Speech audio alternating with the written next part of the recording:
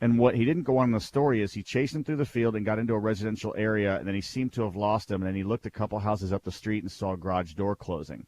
So he went up to the house, and a grandfather came to the door and said, "Yeah, can I help you?" He's like, "Is there any kids here?"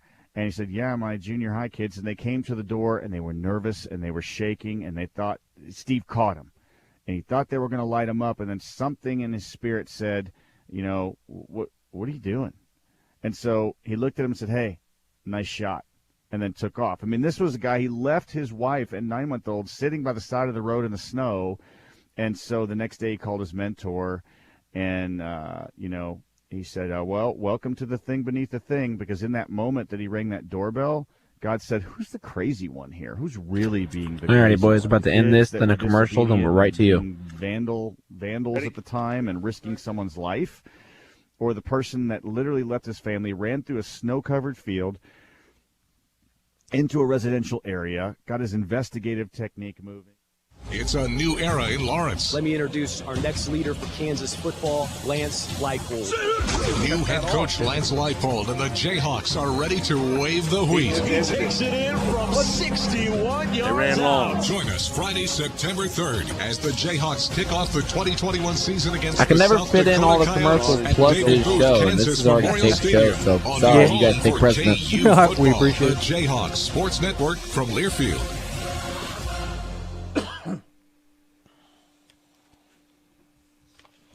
You're listening to the most powerful sports station in the country. Sports Radio 810, WHB Kansas City, the power of sports. America's largest all-sports radio station presents the #1 motorsports show for 2 decades, Track Talk, brought to you by Lucas Oil Products. Here are the Racing Boys, Scott Traylor and Kirk Elliott. Good morning, race fans. Welcome to Track Talk here on Sports Radio 810 WHB and RBN, the Racing Boys Broadcasting Network. Don't forget, you can watch our in-studio cameras live on our Facebook page, our Twitter page, YouTube page, and you can watch it on www.racingboys.tv. 4 different platforms for you to watch the show this morning. I'm Scott Traylor, along with Kirk Elliott. We're the Racing Boys. Todd Surprise, Deidre working back here at Racing Boys HQ. Blake back at Sports Radio 810, spinning the dials for us back there. Welcome to the show, everybody. We got a pretty good show lined up for you today. The big story as of late has been the rivalry between Christopher Bell and Kyle Larson. We've seen it many times over the course of the last year. Chili Bowl, Bristol, road course, and today, we're going to have Christopher Bell on the show, and we're going to ask him the question about the rivalry between him and Kyle Larson.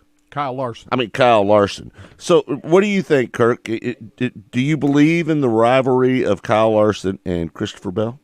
Oh, absolutely. Yeah. Those guys don't like each other at all. We've known that. This is I think it's more Bell doesn't like Larson than the other way around. But it could be. I don't know which one likes. We hear Bell being more vocal about it. Well, this is the thing about Christopher Bell. He's not afraid to speak what's on his mind. He's pretty political.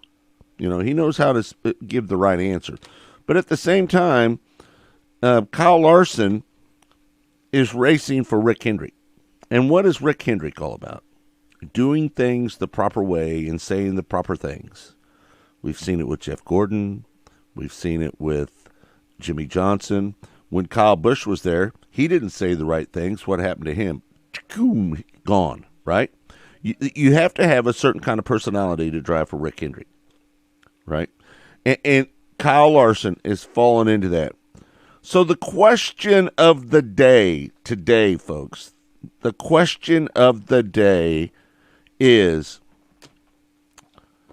do you believe there's a rivalry between Larson and Bell? And if there is a rivalry between them, who are you pulling for? And one other question that I want to throw out there for people to answer us, and you can do it on our Facebook page. That's usually where we stay connected with the fans, on our Facebook page, what they have to say. Kirk, do you think there's a chance, any chance at all, that Kyle Larson becomes the bad guy in motorsports because he wins too much? Listen, you can say what you want now, but Kirk and I talked a little bit about this before we went on the air. He said, he's too nice a guy. Well, I tried to convey the message to Kirk. Jeff Gordon's a nice guy. Nobody liked him when he was winning a lot. Jimmy Johnson, when he was winning a lot, nobody liked him either, right? But does it change it that Kyle Larson is a guy that goes and races on the dirt tracks with sprint cars and midgets and late models? Does that change his reputation with the other drivers and fans as long as he stays over there and runs on the dirt tracks? Yes, yeah, or no? I mean, yes. There's a different dynamic what Larson is doing right now, winning all these races on dirt and at the Cup level too. I think he's carried it to a different level than even Jimmy Johnson had ever done. I don't think anybody expected Jimmy Johnson to do what he ended up doing, but people have been talking about Kyle Larson ever since he first started coming up and taking an interest in running stock cars and NASCAR. I mean, everybody was calling him maybe the greatest. You called him maybe the greatest you've ever seen, even before he got into NASCAR. I said that when he was 15. Yeah. So, I mean, he's had these kinds of accolades placed on him from early on. But you know what? So did Jeff Gordon. But there was something different about Jeff Gordon.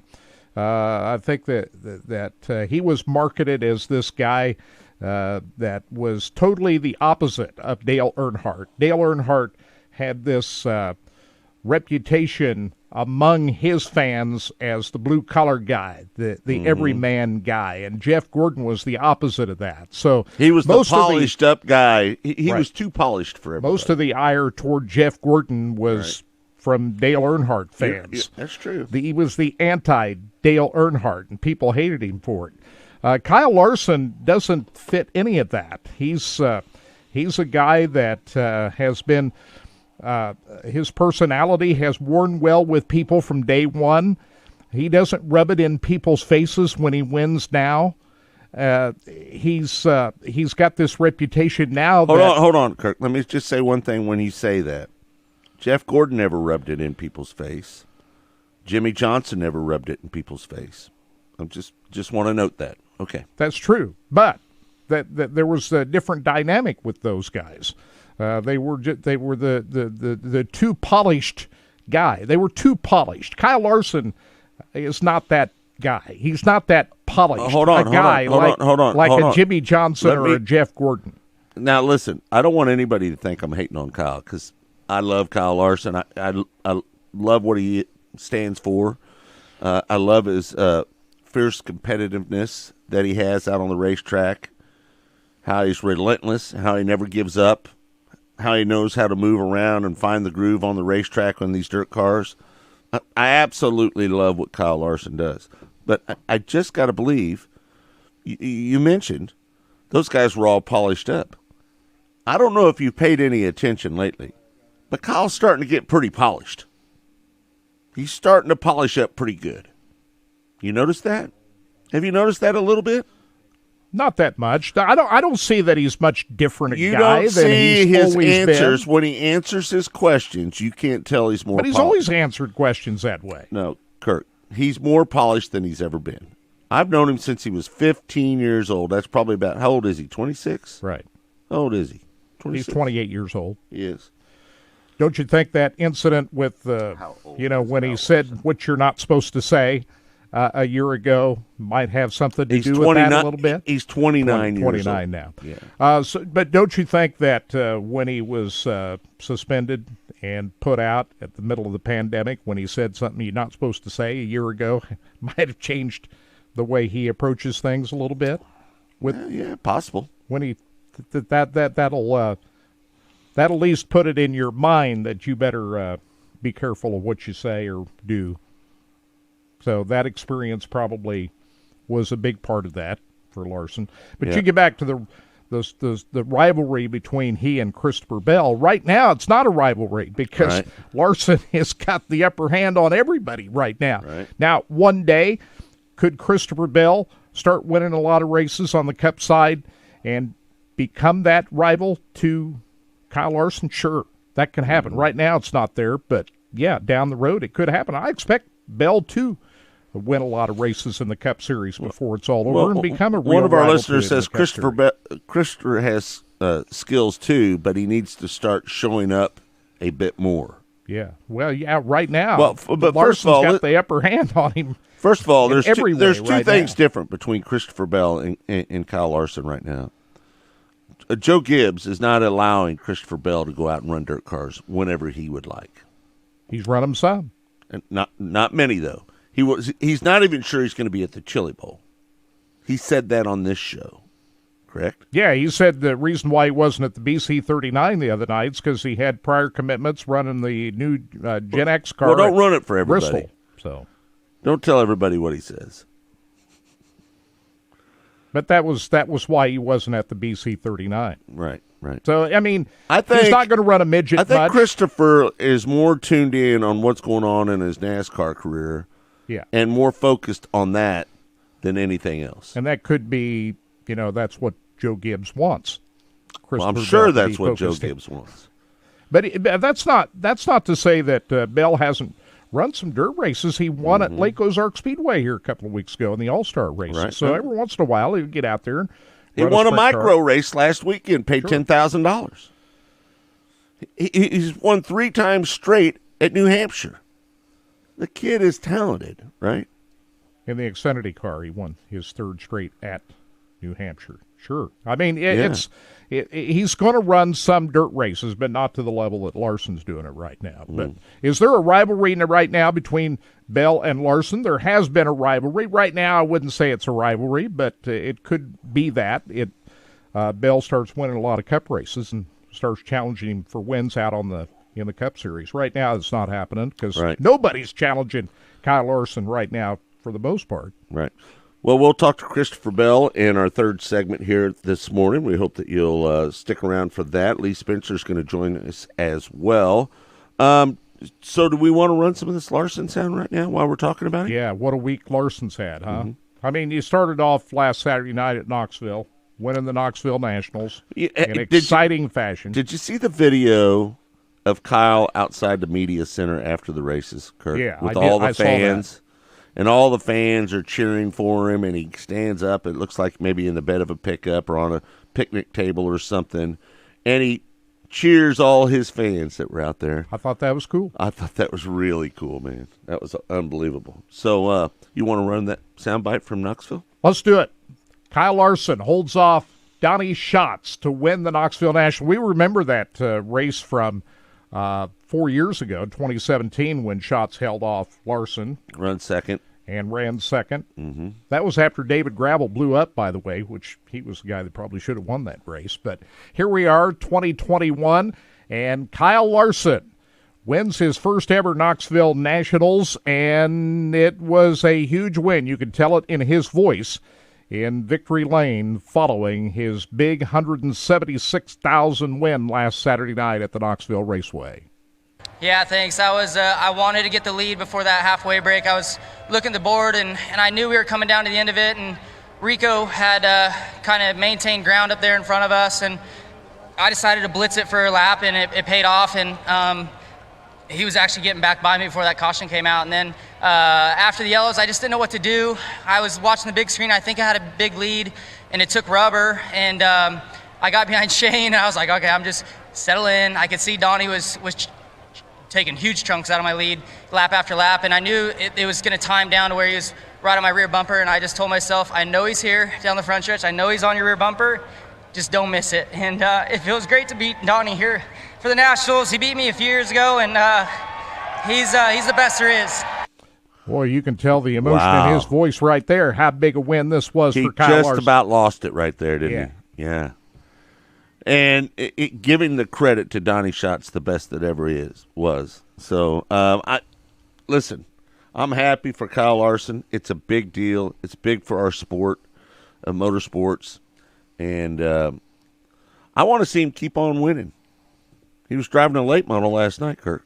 He was at Williams Grove Speedway. How did he end up? Do you have the results from that? I can bring that up here in just a bit. Williams Grove Speedway, Greg Satterley won that feature event last night at the Williams Grove Speedway, and he was running up towards the front at one portion of that race, but when it was all said and done, it was Greg Satterley the winner, Chris Madden second, Kyle Hardy finishing in third, Rick Eckert fourth, and Matt Cosner finishing in fifth place. As far as where Kyle Larson finished, and I didn't watch that race last night because I was watching the Topless 100. I was watching the Chiefs last night, but he ends up in 22nd place. So obviously didn't finish the race after starting sixth, so I'm not sure what happened to it. Yeah.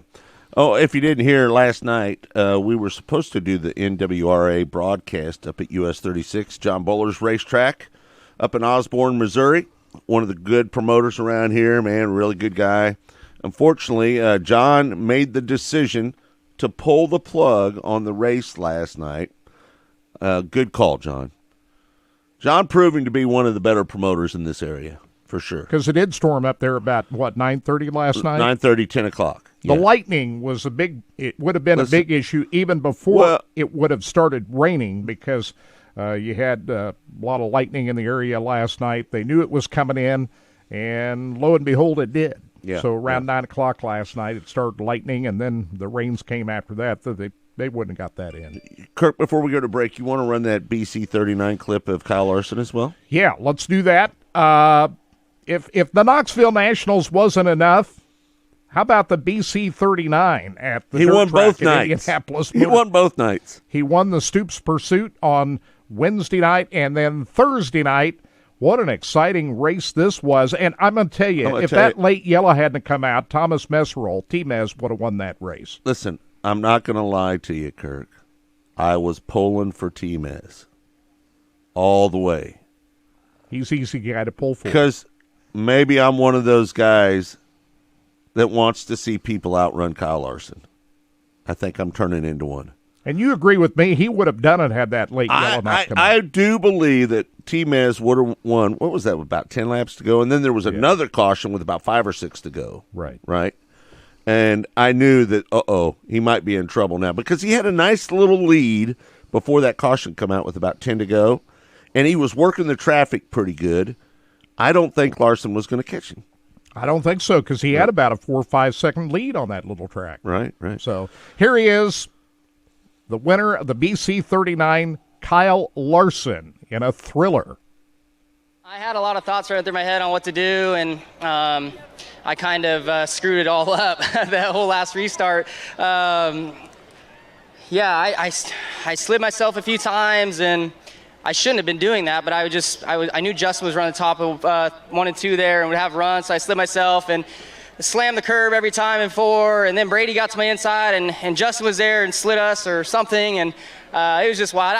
I did not do a good job that last restart, but thankfully put a decent last lap together and snuck away with a win. So I'll take it. Cool to win this race in honor of Brian. It's just this event's growing into something really big, and I'm glad to be a part of it.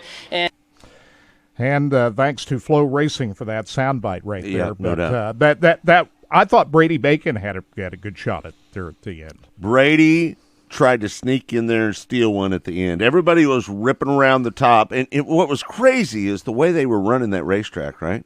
They get through all the way through 3 and 4, and they just bang that right rear off the wall coming up off of turn 4. And Brady Bacon, he was just putting around the bottom, trying to make it work. He said in his post-race interview he was going to try to rip the top. It didn't work for him, so he just jumped down to the bottom and tried to do what he could down there and nearly stole that race with a couple laps to go. That's a hell of a midget track. Great show on that track at Indianapolis. You know, I'll just say it, but I've been told that they wouldn't mind removing that racetrack from there. Oh, don't do it. Don't do that. I'm just telling you what I've heard. Come on, Roger Penske. Leave it alone. I'm just telling you what I've heard. I've heard that'd be the worst decision they could make at this point. Yeah. Well, no, that's a hit. That dirt track's a hit, Roger. Leave it be. Maybe the land's worth more in parking than it is what they make off of that race. Those grandstands were packed, though. Yeah. Yeah. So, no, that'd be a terrible decision to take that track out at this point. I would agree with you on that. And we got some other tracks news I want to talk about in our next segment when we come up. I want to know what people would think if they shortened Lakeside Speedway. What do you think of that, Kurt? Hold that thought. Just hold that thought. I want you to ponder the idea of Lakeside Speedway, of them shortening up the racetrack. And I want to ask you what size you would make that. And I want everybody's opinion when we come back here on Track Talk. Track Talk's brought to you by Lucas Oil Products. Made in America, sold to the world. I'm Scott. He's Kirk. We're the Racing Boys. We'll be back in a moment with more right here on Sports Radio 810 WHB. Track Talk. Building a pool is not a job for amateurs. If you want a pool you'll enjoy for a lifetime, call the pros at Pro-Built Pool and Patio. Pro-Built Pool and Patio is the largest provider of fiberglass pools in the region. Unlike liners, fiberglass pools from Imagine Pools and Pentair Pool Equipment are built to last, and they have over 200 different design options to fit your space. Pro-Built Pool and Patio offers competitive pricing, financing, and the fastest install timelines. Get a free quote by calling 816-786-3893 or go to ProBuiltPatio.com. Reed Buick GMC is liquidating their used car inventory right now. Hi, this is Trevin Reed. Reasonable market-based offers will not be refused. Open to the public as well as other dealers, wholesale buyers, and auctions. Reed Buick GMC is stocked up with over 200 available vehicles group-wide and available through our Tiffany Springs GMC Buick location. Every pre-owned vehicle has a minimum 6-month, 6,000-mile warranty. Call now, 816-436-6300 or go to ReedBuickGMC.com. Reed Buick GMC is values driven. Hey Kansas City, it's Dustin Colquitt. Did you know that on average Americans spend about 15 hours shopping for a car? That's almost 5 football games. If you have better things to do with your time and want to avoid stress, check out the concierge service at OneRequest.com. The OneRequest concierge team will find your car, negotiate the deal, review the paperwork, and arrange delivery. You got a trade-in? They'll handle that too. Experience car shopping made easy at OneRequest.com. Don't forget, that's OneRequest.com. Hi Royals fans, this is Dayton Moore. The very same experts who treat the Royals can treat you too. Whether you're into sports or into your kids, you can count on the specialists at the University of Kansas Health System Sports Medicine and Performance Center. From injury prevention to sports performance to leading-edge treatments, they'll keep you at the top of your game. Whatever it may be, you deserve the Royals treatment. For an appointment, visit royalstreatment.com. Hey Kansas City, it's Jeff Briggs with Victory Chrysler Dodge Jeep Ram, home of the Victory Effect, our pledge to drive down vehicle pricing for the city we love. Chrysler's Make This the Summer sales event is on till the end of the month. Currently, interest rates are the best we've ever seen. Trade values are at all-time highs, and while we all know inventory levels are low, if you can find what you want, it's a great time to buy. If you need help knowing where to start your search, look no further than Victory Chrysler Dodge Jeep Ram at the Legends. Whether it's a heavy-duty truck to pull the new camper or run your business, or a Ram 1500 Laramie Crew Cab, Victory has over 40 new trucks in stock. We are sure to have something that fits your needs. If not, I'll custom order you one complete with your name on the window sticker. And don't forget, if you have a trade, we will buy your car at top dollar regardless if you purchase from us or not. Visit us at Kansas City's only automotive outlet mall, the Legends Auto Plaza, on the southeast corner of 435 and Parallel, just east of Nebraska Furniture Mart, or online at VictoryMotorsKC.com, where our first price is better than their last. Track Talk.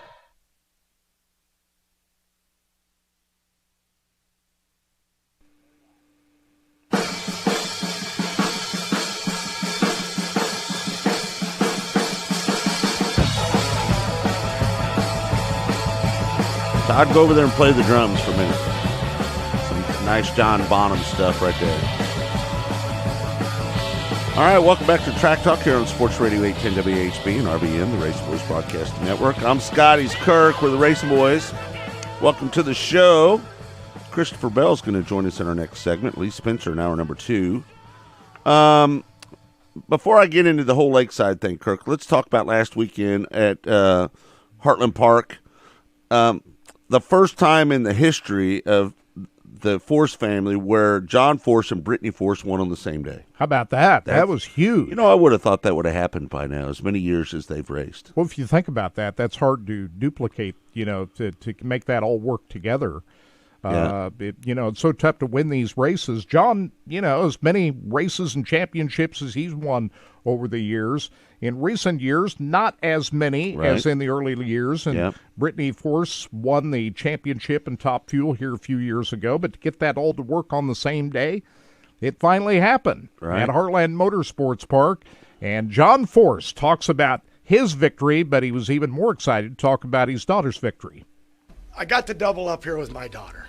And one, I tell the Lord, don't let anybody get hurt. And two, let her win before me. I've had plenty. But if you see it in your heart, let us do this one time. I'd like to do that. And that's really is special. And I'll be crying tonight. I'm going to have a half a glass of wine after I drink the case. A half a glass of wine. John probably have a bottle of wine. After he has the whole case.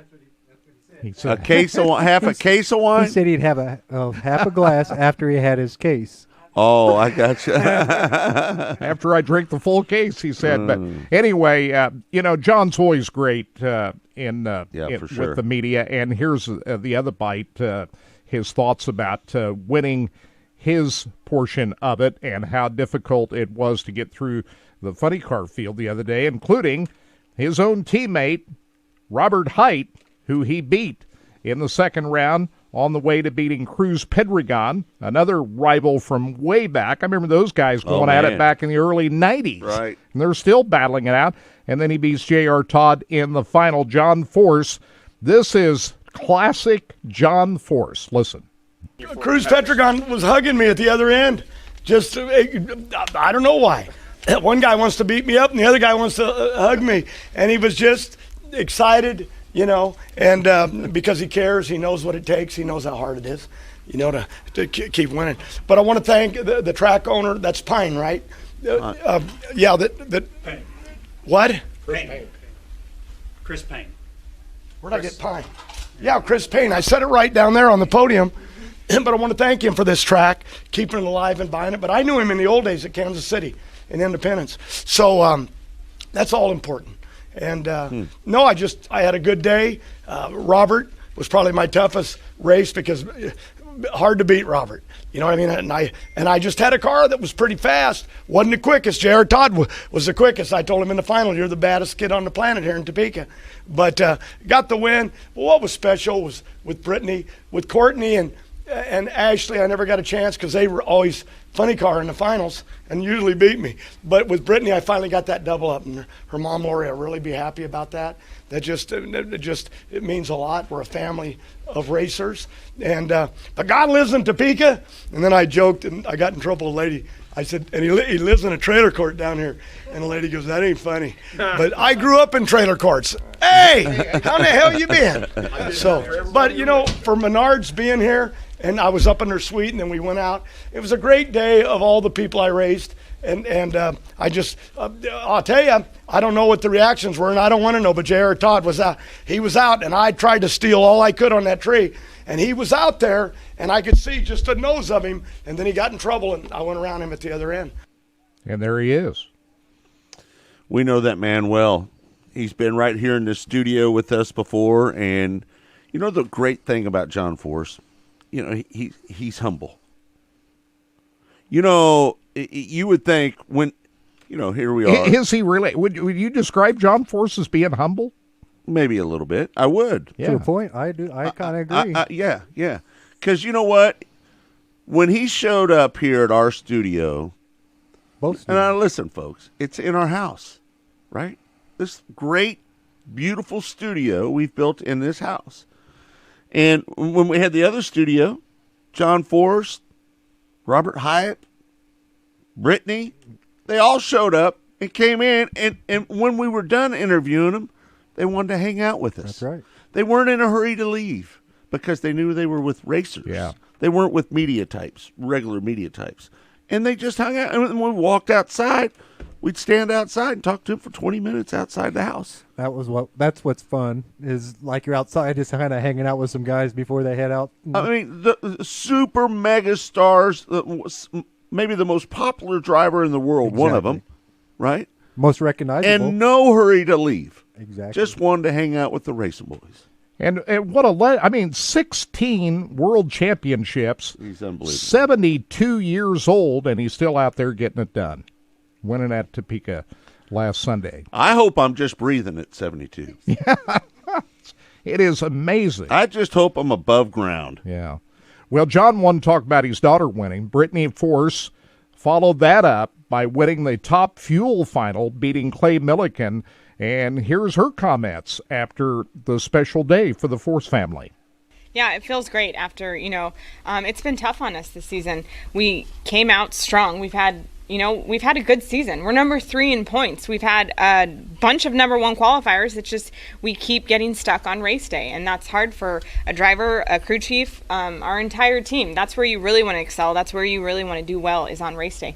And like I said, we have a closet full of number 1 hats, but we don't have those race day hats. So I knew we were getting closer. I knew it was right around the corner for us. And over the last few races, it's been driver error. It's been, team error. Just little things kept getting us. And we knew eventually our luck was going to turn around. Brittany Force's 11th career win. Really nice girl. She's a former champion, won the title 4 years ago.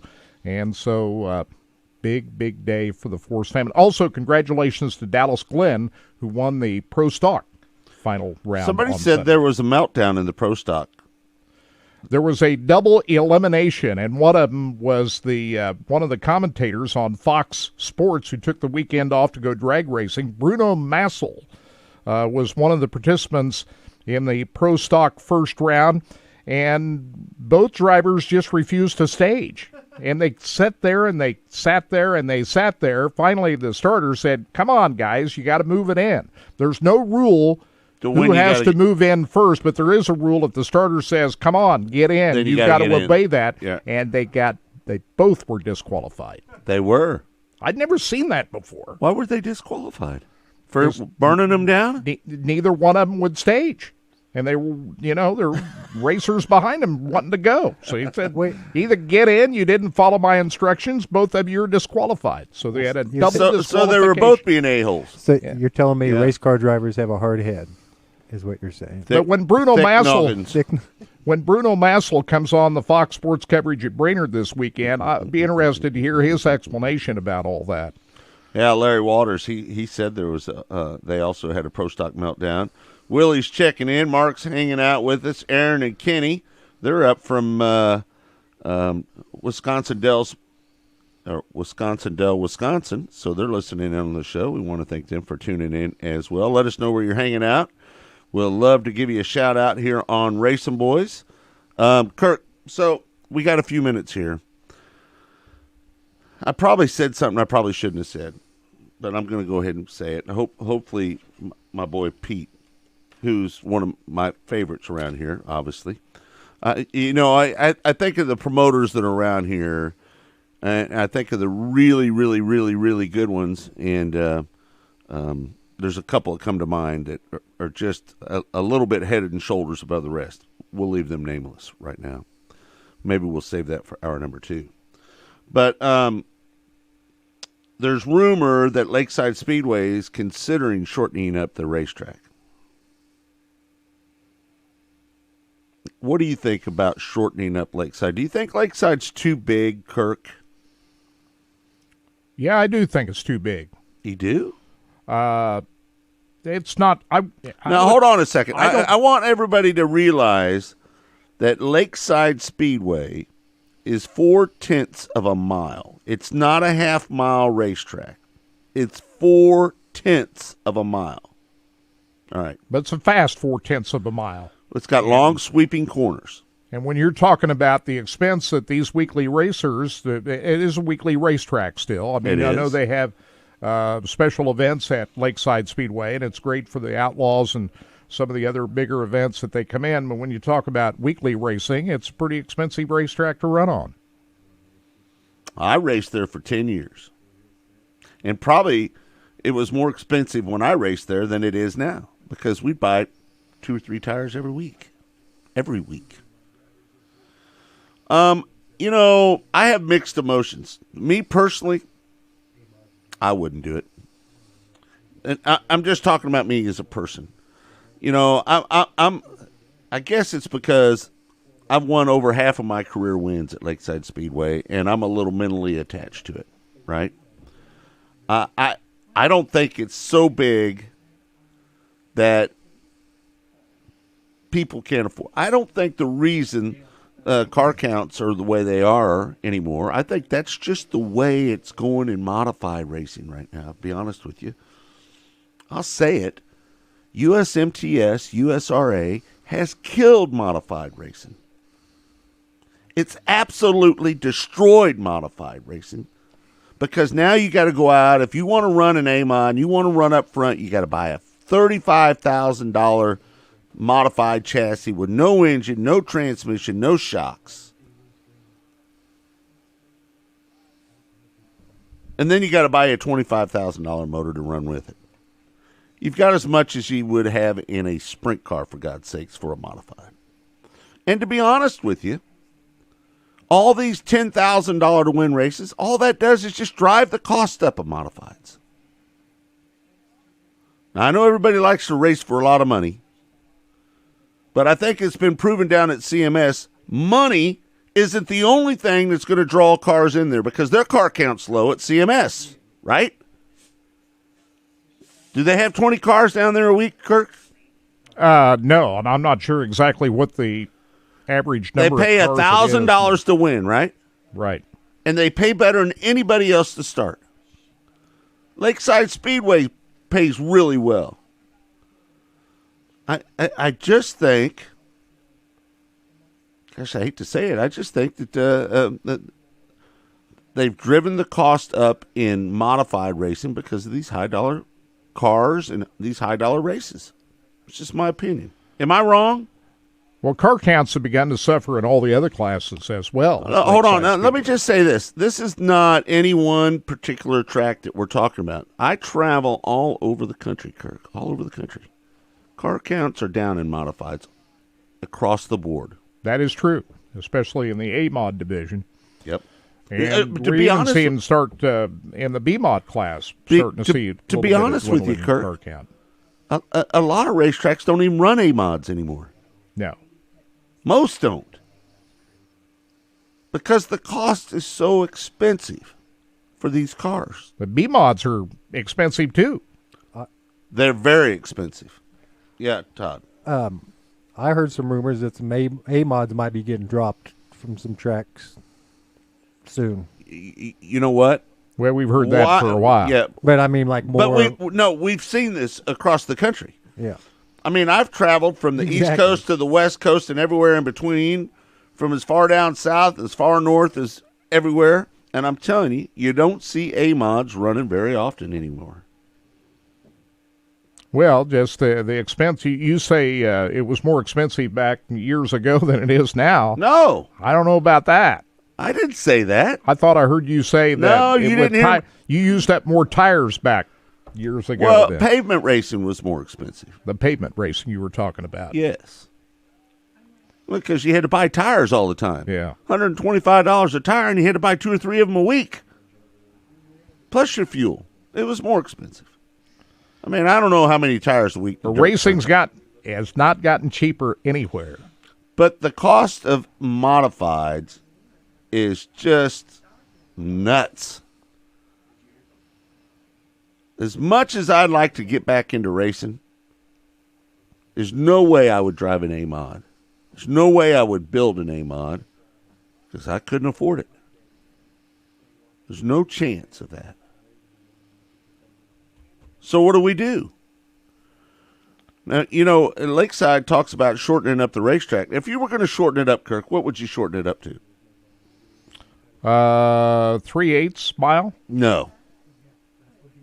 Don't do that. Quarter? Yes. Quarter mile. If you're going to shorten up Lakeside, 3/8 of a mile is going to make it much shorter than it is now. It's only 4/10 of a mile. Seems like a half mile. It's not. Lakeside. It's not. John O'Neill Sr. measured that racetrack. It's 4/10 of a mile. Hey, wide sweeping corners. It's fast racetrack at Lakeside Speedway. It was built as a pavement track when it was first constructed back in 1989. So it's they put dirt on it, but it's a fast 4/10 mile racetrack. But it's 4/10 of a mile. Seems like a half mile though.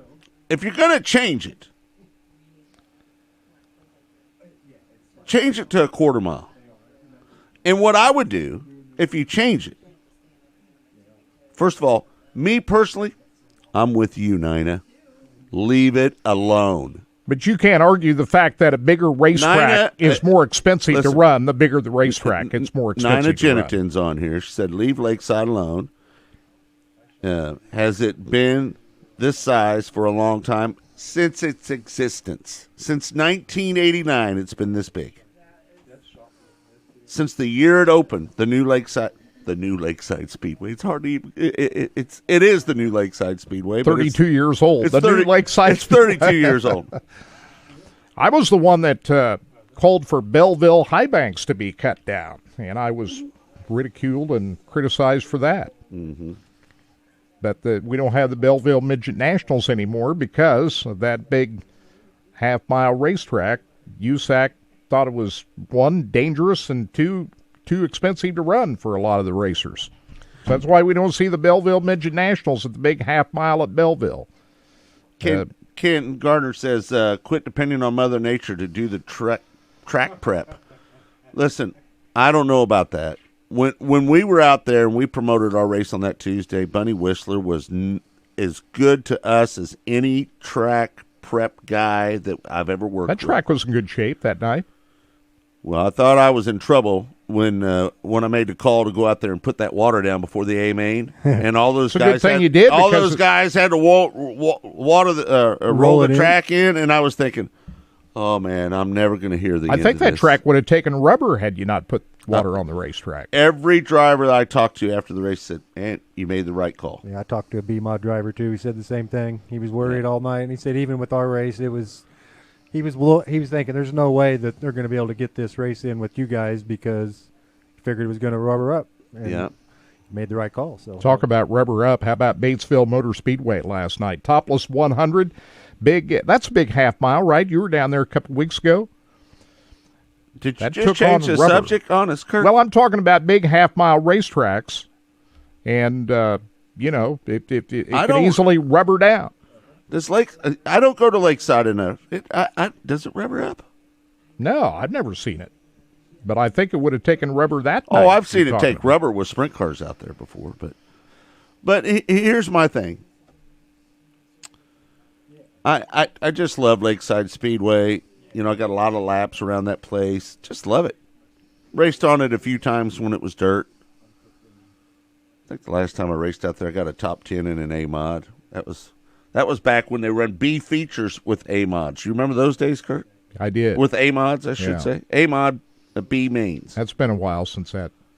Maybe you got to go back to the Boyer days out there when we ran B features? No, that would have been about 07, 09, somewhere in there when I had my modified.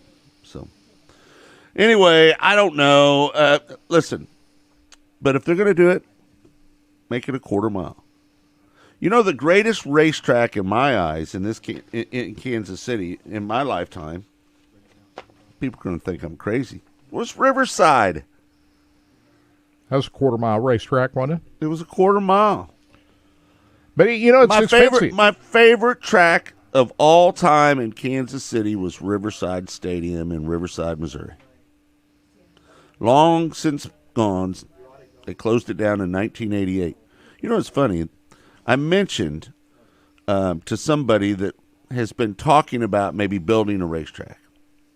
And you know what I told them? I said, Kurt, I know we're up against the break. I'll make it quick. I told them, if you were going to build a racetrack, go down to Riverside Ask Riverside to give you the most undesirable piece of property down by the river that you can find, and let me build a racetrack down there. Let me create some revenue for you. I'm going to tell you, if somebody was to open up a new Riverside Stadium in Riverside, Missouri, it would be the biggest deal in motorsports in a long time in this city. Riverside was one of the most loved racetracks in this city, with the exception of maybe Olympic Stadium. Now, Lakeside, no doubt, always loved. But Olympic and Riverside Stadium, those were the two big ones here. In my world, when I was growing up. That cost a lot of money for the Mars family to cut that racetrack, size of that racetrack down. That'd be an expensive project to do that. Well, if I was to cut down Lakeside, I'll end it with this. If I was to cut down Lakeside, I'd leave the big track there. That way you could run it if you needed to. Don't try to phase it out. Leave it there. Run on the short track weekly, and then if the Outlaws or if All-Stars or the Lucas Oil ASCS National Sprint Car Tour want to go there, then you run them on the big track. I like that idea, and it would be a lot less expensive to do what you described by building a smaller racetrack inside the bigger one than just taking the big track out and redoing the whole track, which would be a lot more expensive than the proposal you just put out there. Mark Shoemaker said, Riverside was my favorite dirt track. You and me both, Mark. Favorite place, hardest wreck I ever had was at Riverside 1988. All right, we're going to take a break. When we come back, Christopher Bell joins the Racing Boys.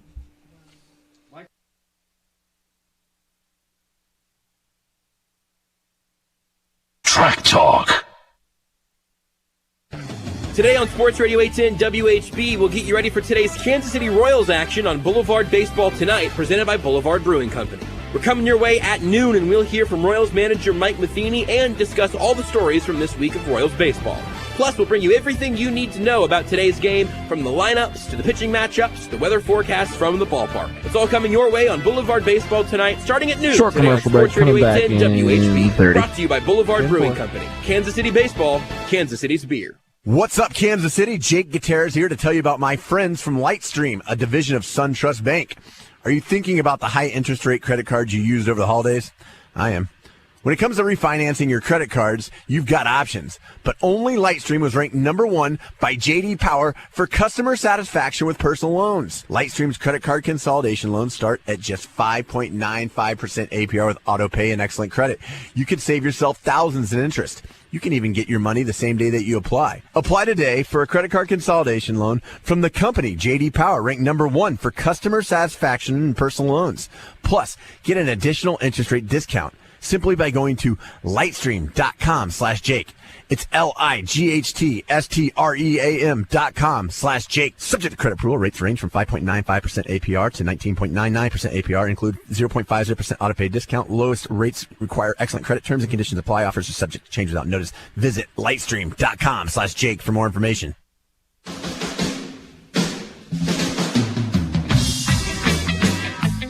Welcome back to Track Talk here on Sports Radio 810 WHB. I'm Scott Traylor, along with Kirk Elliott, Todd Surprise, producer, helping us here in Racing Boys HQ. And joining us on the show is a great friend of the Racing Boys.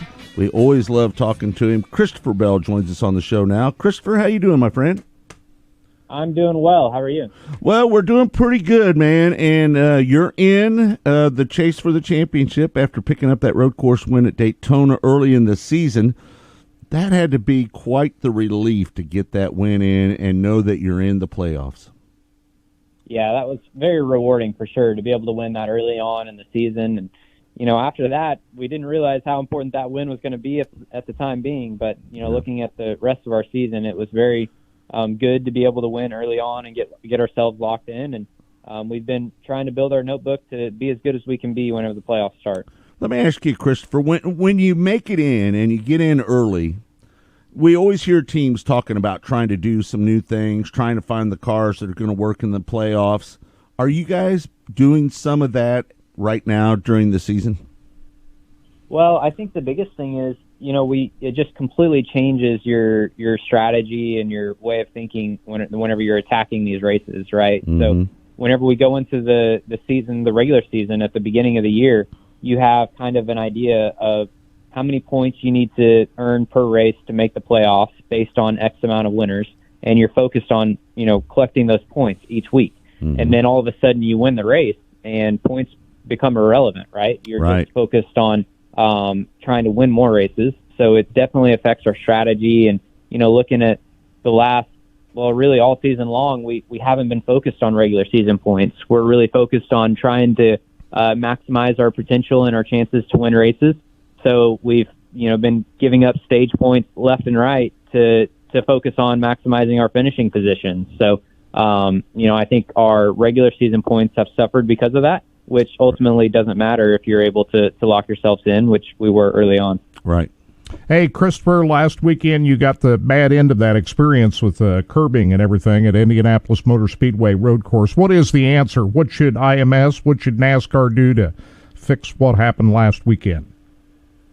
Well, I think we actually had a call about it earlier this week, and Kyle Busch had a great idea and, something that was really, I thought, pretty intelligent. So we go to oval tracks at high speeds, and we don't want any grass around the racetrack, right? It tears up the splitters. It really damages the car. But you look at a road course like Indianapolis Motor Speedway with the speed slower and, looking at turns 8, 9, 10, there's grass surrounding the racetrack. And it does a great job of keeping you on the racetrack and limiting how far you can run off the track because you lose grip, right, if you go on the grass. So I think replacing curbs with grass and keeping the pavement, where the racing line is supposed to be and putting grass where you're not supposed to be is a great call. And then you're not tempted to shortcut the course because there's no grip in grass. It's so simple sometimes. You just got to think about it in a simple mind, and that is the answer, I believe, putting that grass down. I think that would be great. I can't imagine the damage that it's done to the cars. How frustrating was that at the end of the race to be taken out because of a curb? Yeah, it was disappointing for sure. And, there were a lot of us packed in the ambulance there whenever we were getting towed off the racetrack. And, it was myself, I was frustrated that the yellow came out, right? Because I was on my way to another top 10 finish. And next thing you know, the yellow comes out and, all hell breaks loose. But, like Joey Logano, he said, well, we're really all hell didn't break loose. The track broke loose and caused us all not finish. So I was like, that's a good point. So, it was unfortunate circumstances, but I know it'll never happen again. NASCAR and IMS are both professional series and race, and it's a professional racetrack as well. So I'm sure that they're going to learn from that and not let it happen again. I think most people would agree, though, Christopher, that the show on the road course is better than stock cars on the oval at Indianapolis. Oh, for sure. At least that's been my opinion. That the road course provides a better show than the oval at Indy for the stock cars. You know what it reminded me of, Christopher? It reminded me of short track road course racing, kind of. Is there such a thing? Yeah, I mean, absolutely. You look at a place like Watkins Glen, which is it's not a short course road course or short track road course, but Indianapolis for sure was. Yeah, no doubt. All right, so the question is, I know that everybody's talking about you and Kyle, and I've got to ask this question because that's what we do. We're in the media, right? So do people try to contrive a rivalry between you and Kyle, or is there really a little bit of a rivalry? Because we know of all the times that you guys have traded passes down at the Chili Bowl and how much you guys want to beat each other at the Chili Bowl. Has that kind of carried over to the Cup career? I mean, we really haven't raced each other that much on the Cup side, and I think now with me moving over to Joe Gibbs Racing and getting more experience, you're going to start seeing it more and more. Yep. And he's a great race car driver, and hopefully I'm able to keep up with him and race with him for some wins here in the future. So, I think that he's, for the most part, just another guy out there, and I'm focused on beating him just like I am Kyle Busch or the rest of them. Right, no doubt about it. Hey, I've got to talk about last weekend. You did a little micro racing, didn't you? You picked up a win last weekend. Yeah, that was a lot of fun. I've been fortunate to have my own microsprint operation here for the last year or so, and it's been a lot of fun to be able to have something to tinker on. Let me tell you something. Some of the guys that were down there racing with you last weekend, they told me that they have the utmost respect for you because you still have your own team, your own micro program, and you come there yourself. You don't bring a huge amount of people there, like 10 people to work on your car while you sit in the hauler. They respect you more because of the way that you do your micro program. I just want to pass that word along because I had a few people tell me that after you raced with them last weekend. Well, that makes me feel good, and I take a lot of pride, and it's a lot of fun for me to be able to prepare the car and go to the racetrack. And it was just me and one of my friends over there working on the car, so it was really cool to be able to go there and obviously run good and have success, but just to be back at the microsprint races was really fun. Well, you picked up your third Xfinity Series win at New Hampshire. You've got that place down so well. What is it about that place that suits your driving style?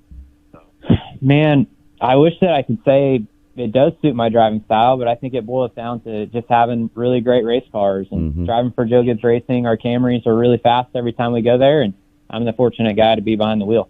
Yeah. Hey, finally, you had a big night at one of our area racetracks here a couple weeks ago, Lake Ozark Speedway and the All-Stars. That was a big night for you. Yeah, that was really cool to be able to pick up a win for Kevin, and it paid pretty good money too. So Lake Ozark Speedway definitely jumped up into probably my top 5 favorites. It was, in pristine condition. We were able to run right up against the fence, which was a ton of fun, and I love that racetrack. Christopher, let's talk about how I know that we talked to you earlier in the season. It seems like it's maybe loosened up a little bit for you. I was disappointed to see that you weren't at the BC 39. Were you hoping to run that race this year? The midget deal, I haven't been very active with the midgets here within the last several years, and the BC 39 was definitely a race that I was looking forward to trying to go to, but I had commitments with our next gen test at Bristol, so unfortunately I wasn't able to get out to it. So let's talk about that. I believe that was yesterday, wasn't it, when you were out there on the track in the next gen car? How'd that go? Yep. Yeah, it went well. We went through a lot of different tires, and it was a Goodyear tire test to try and validate tire wear and stuff like that to make sure that we don't have any issues when we go back next year with that car. And it was really cool to feel the different tires that Goodyear brought. And I think, they got some good data out of it, and it was good for me to get some laps in that new car as well. I don't think people understand that Goodyear really dictates what you do to the car when you're doing these tire tests for them. Isn't that correct? Yeah, I mean, whenever you go to a tire test, basically your goal is to make sure that your car is drivable and you're not going to crash and spin out or anything like that. So you get a little bit of time to make sure that your car is comfortable, and then from that point, you're bolting on tires and you're going out there. And for example, yesterday at Bristol, it was put a set of tires on, run 25 laps.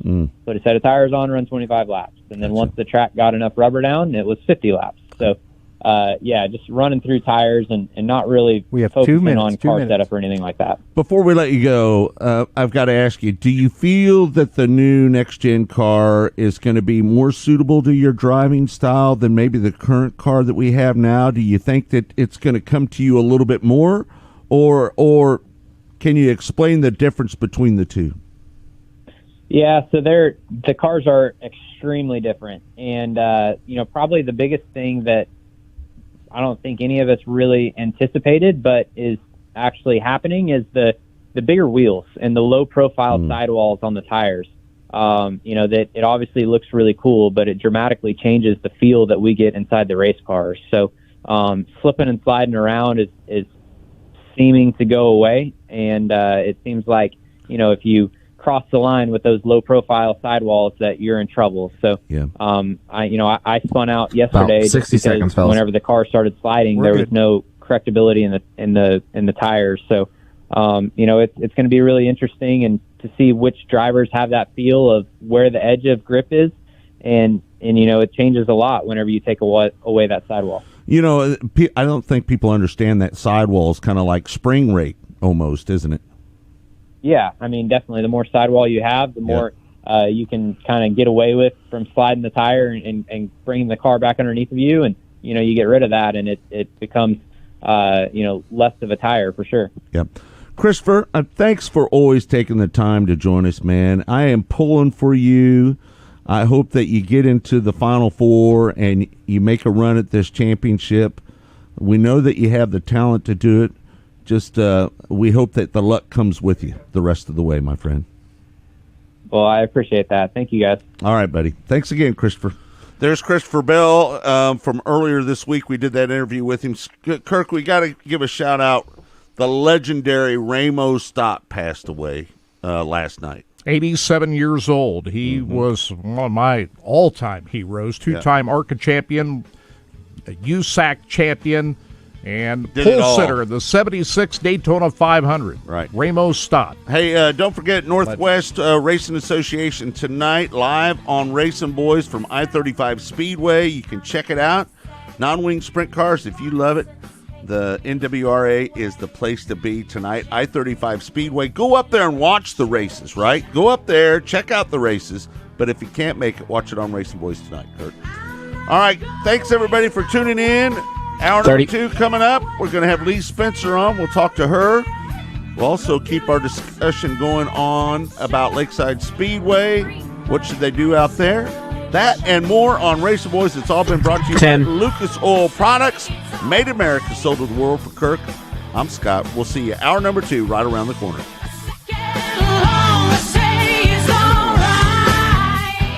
Thanks, my man. As your power steering pump ages, seal leaks may occur, causing the power steering system to lose fluid. Your power steering system may also develop an annoying Seriously.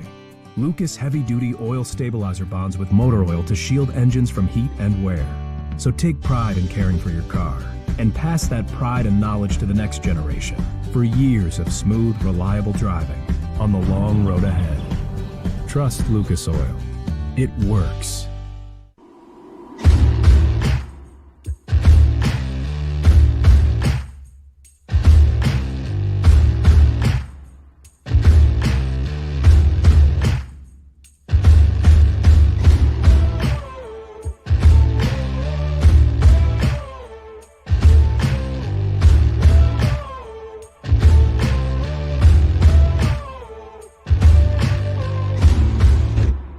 One of the main reasons for poor vehicle performance is a dirty fuel system.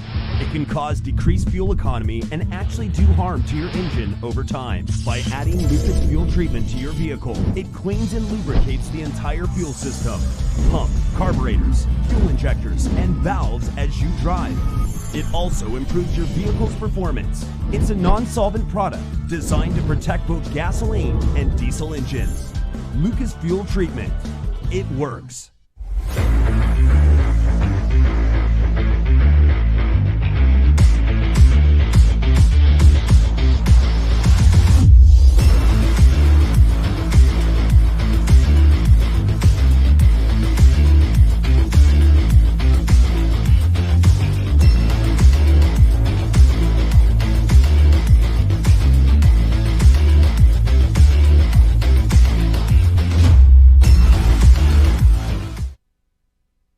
Rod End Supply is involved with a variety of motorsports as well as industrial applications with many different types of products. Since 1989, Rod End Supply has provided superior products priced competitively. Whether you're racing at the circle track or drag strip, rock climbing, or going off-road, Rod End Supply has an assortment of rod ends, radius rods, and specialty products to keep your equipment moving. Rod End Supply's experienced staff is ready and willing to help you with your needs. Their promise is to continue to provide a superior product with superior service so you can stay in front of the field no matter what it is. To learn more, go to rodendsupply.com. Especially sportswear in-house. We do all of the screen printing, all the embroidery. We do some vinyl. The other add specialty items like your pens, magnets, notepads, calendars. You can actually buy that, build your business to make it larger. We have the largest screen printing process and the largest embroidery anywhere around in the area. We can do stuff all the way from your school clubs to sports teams, a professional look in the office. If you can imagine it, we can do it for you. There is less than 1/100th of an inch of motor oil protecting your car's engine. Friction and heat causes engine oil to experience thermal breakdown, weakening its ability to protect the engine and its parts. Lucas Heavy Duty Oil Stabilizer is specially formulated to resist thermal breakdown, protect vital engine parts, and extend the life of your engine. It also stops smoking, knocking, and oil consumption in worn engines. Lucas Heavy Duty Oil Stabilizer. Keep that engine alive. Alumatech Products is the premier aluminum cabinet company as well as custom aluminum trailer manufacturer. They specialize in custom cabinetry and production units. All the cabinets are built in-house by exceptional craftsmen. Alumatech Products also offer truck caps that are built from the ground up, starting with a framework all the way to a complete build. The folks at Alumatech are driven to produce quality, long-lasting products through innovative design to best suit you. For more information, go to alumatechproducts.com. Missouri's must play getaway. Osage National Golf Resort. 3 9-hole courses to choose from at the Lake of the Ozarks in the Osage River Valley. Stay and play packages in our first-class condos. A beautiful clubhouse complete with pro shop and exercise facilities. A large pool for relaxation and families. The Eagle View Sports Bar and Grill. Great wedding facilities. Go online and make your tee time today. Race fans, the National Sprint Car Hall of Fame and Museum is open 7 days a week, year-round, for you to come in and check out all of the wonderful race cars on display in the museum, and our online store at sprintcarstuff.com is open 24 hours a day for you to check out everything that we have in stock for sprint car fans. Whether it's for a birthday, anniversary, or Christmas, SprintCarStuff.com has it all. That's at the National Sprint Car Hall of Fame and Museum in Knoxville. We not only look to the future, we design it.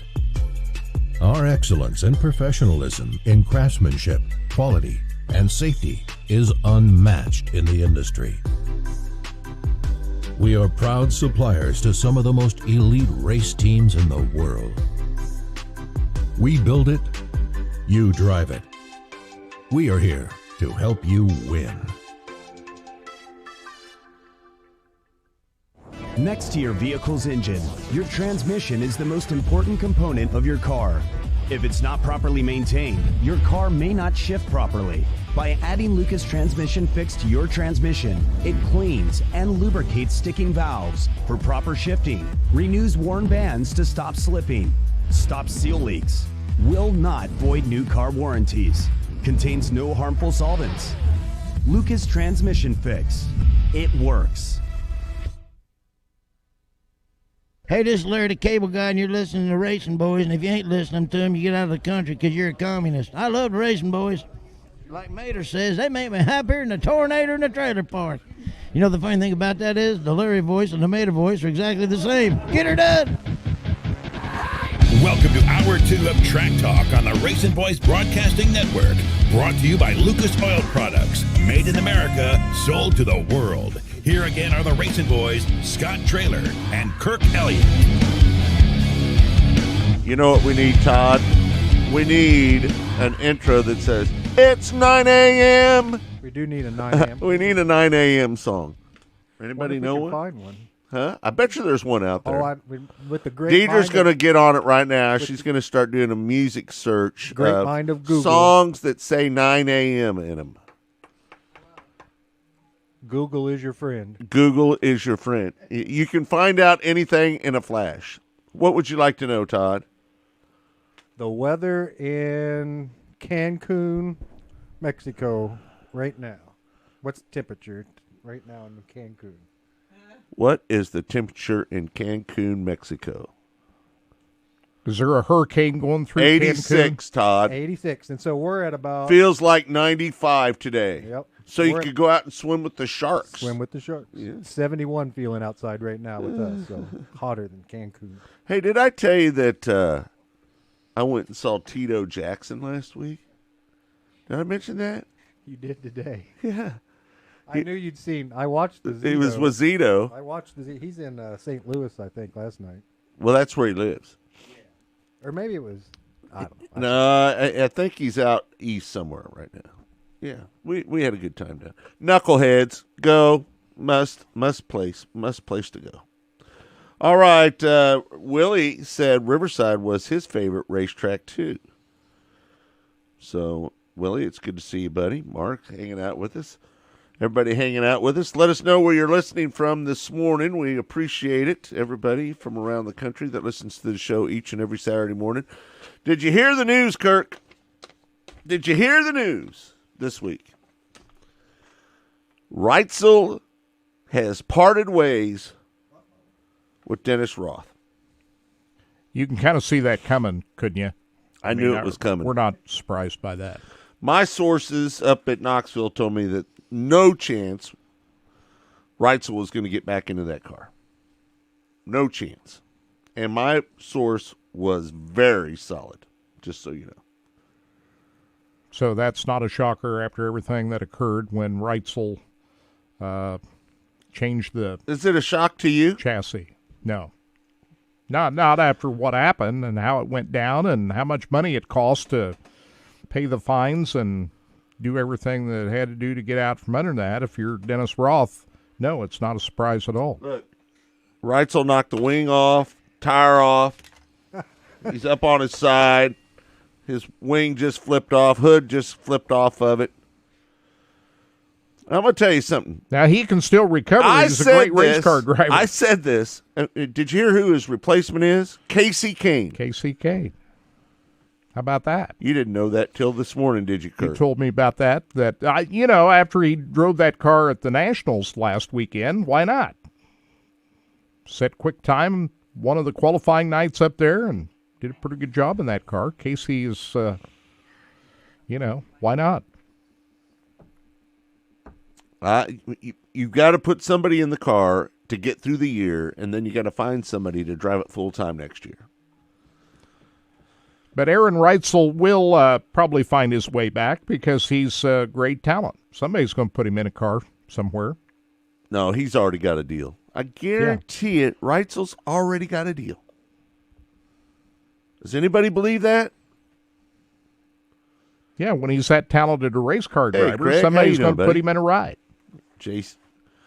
JCMO. He's from JCMO. What's JCMO?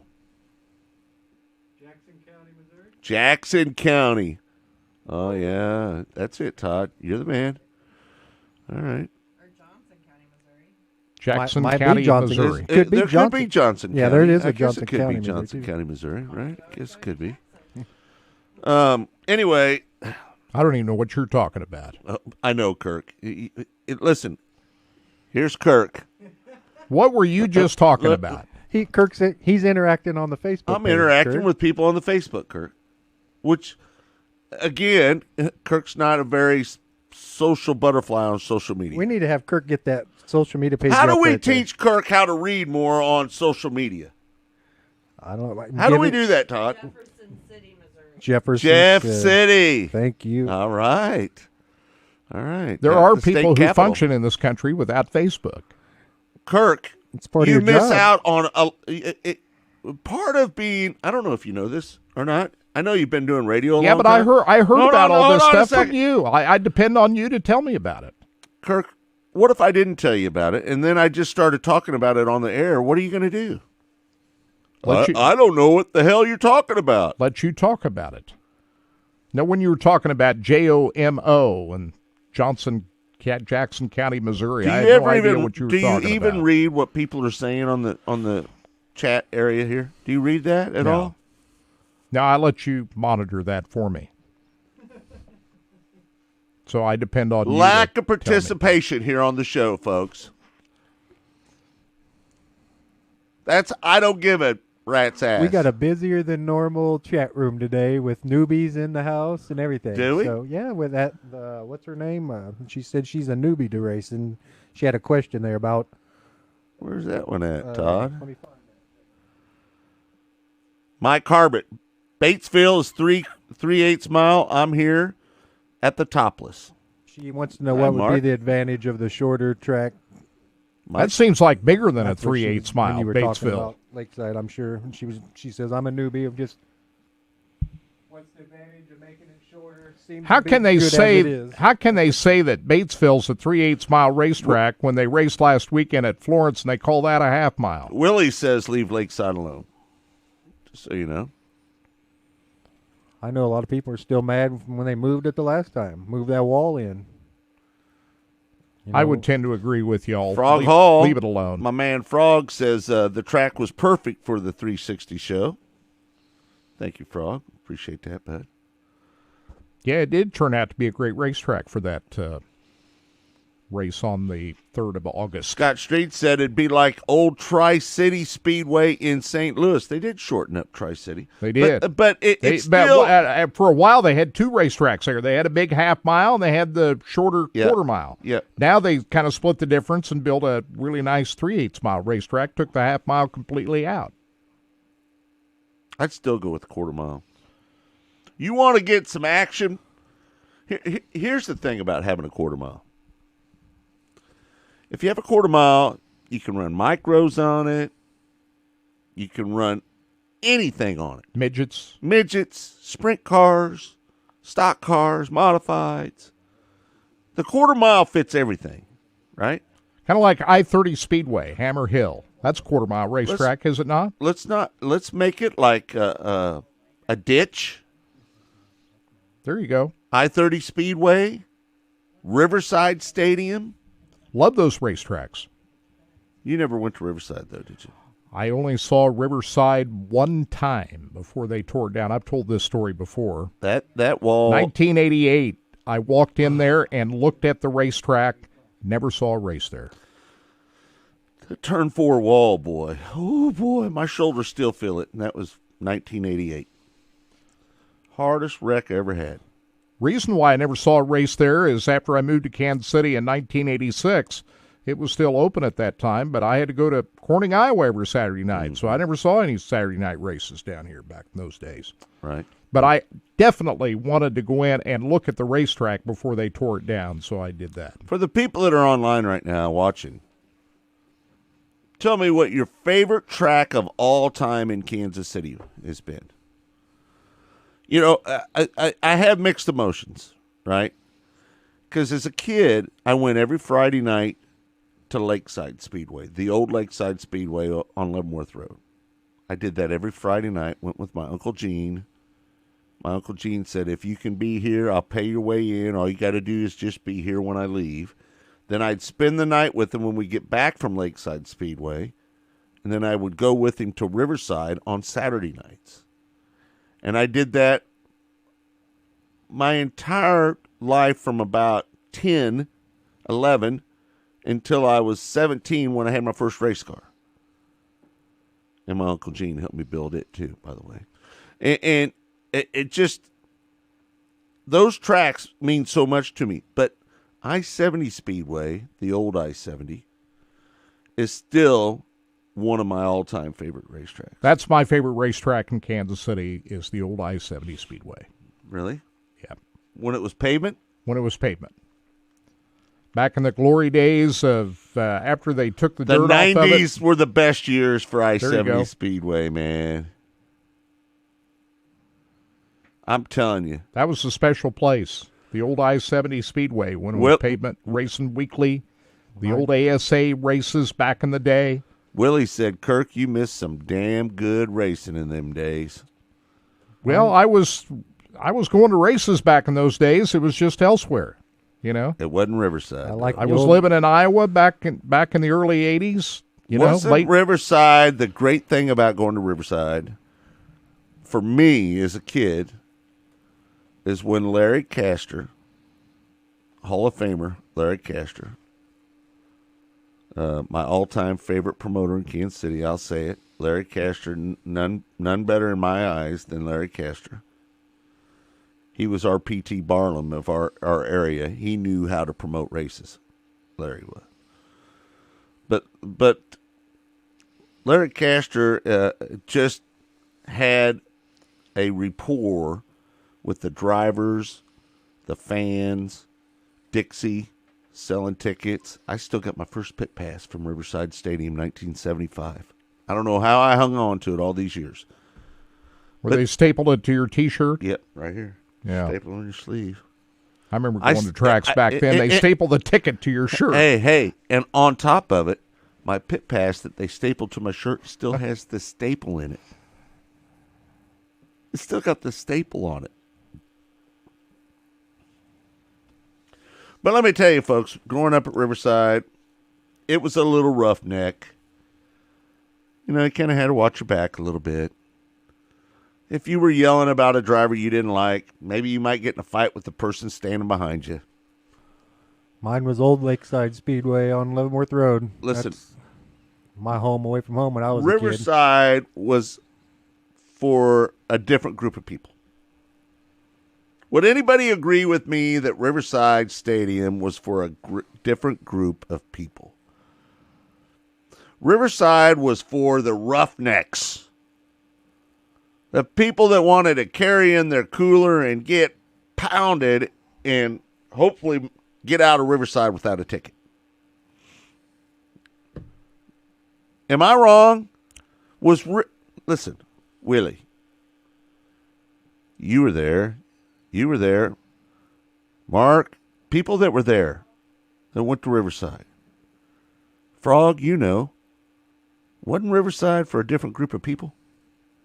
It was for the rowdy group, wasn't it? I mean, seriously, wasn't it the rough people that went down there? And isn't that why we went? We went to Riverside because we wanted to hang out with the rowdies. Because that's what it was. It was the rowdies that went to Riverside. Did the women fight in the grandstands, too? Did they fight in the grandstands? Oh, my God. I went to racetracks where that happened. No, Kurt. I did. Not Riverside, but I went to racetracks where that occurred. I'm telling you, people would throw bottles at cars and stuff from the grands. It was the craziest stuff. The stuff that you would see at Riverside. Willie says, yes, Scott, I agree with you. Yeah. How about the fights in the pits? Bet there was plenty of those. Oh, my gosh. Fights in the pits. Brawls. I was never in one. But I went to racetracks back in Iowa where those things happen. Yeah, guys like Ed Knoll. Crack you with a bottle. Not the Ed Knoll that we know that races now. That's his son. That's little Ed Knoll. Ever tell you the time, Kirk, when I went down to Monette? Ever tell you this story? Have I ever told this story on the I was air? at Monette over the 4th of July weekend. No, it wasn't Monette. We were going to Van Buren, Arkansas. I was with Ron Waitley and Ed Knoll. And we were going down to Van Buren, Arkansas. There was a $10,000 to win race down there, street stock race. And as we were driving down there, Billy and them were coming home because they didn't make the show. And they decided to go to Monette. So I'm riding with Ron Waitley, Rollover Ron. Remember Rollover Ron Waitley? You don't remember. I don't remember. Billy's stepbrother. Anyway, long story short, we go to Monette. Ed Knoll was a pretty rowdy dude. Had a rough reputation. So we go into the pits, and all of a sudden these sheriffs come over to us, and they say, "Sir," talking to Ed, "do you have a gun on you?" He goes, "Yes, I do." "Well, you'll have to take that out of the pits before we start the races. We do not allow guns in the pits." So Ed wraps his gun up in a rag, he puts it in a little bitty toolbox, and he has me carry the gun outside. Well, at some time during the night, Ed went back out and got it, brought it back in with him. But it's just a memory, just a memory of days gone by. That had to be about 83, 84. 83, 84. Monette Speedway? Monette. It's still going strong today. I was there over the 4th of July weekend, and I'll bet things haven't changed at that racetrack since that time. Still pretty rough? There was a hole in the roof of the press box the grandstand side. Somebody put a foot through the ceiling of the press box that looked like nothing had been done to that facility in at least that long. That's for my first Mark visit Shoemaker there. goes, I remember fights and beer bottles smashed into the skulls in the grandstands at Riverside. See people throw car batteries at each other. That's what Jerry said. That had a lot to do with the part of town. The good old days, that racetrack. man. Would that have to do with, a lot about where that racetrack existed, what part of town it was in?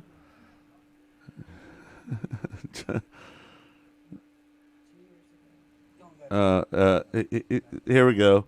I remember when I graduated from high school. This is Willie.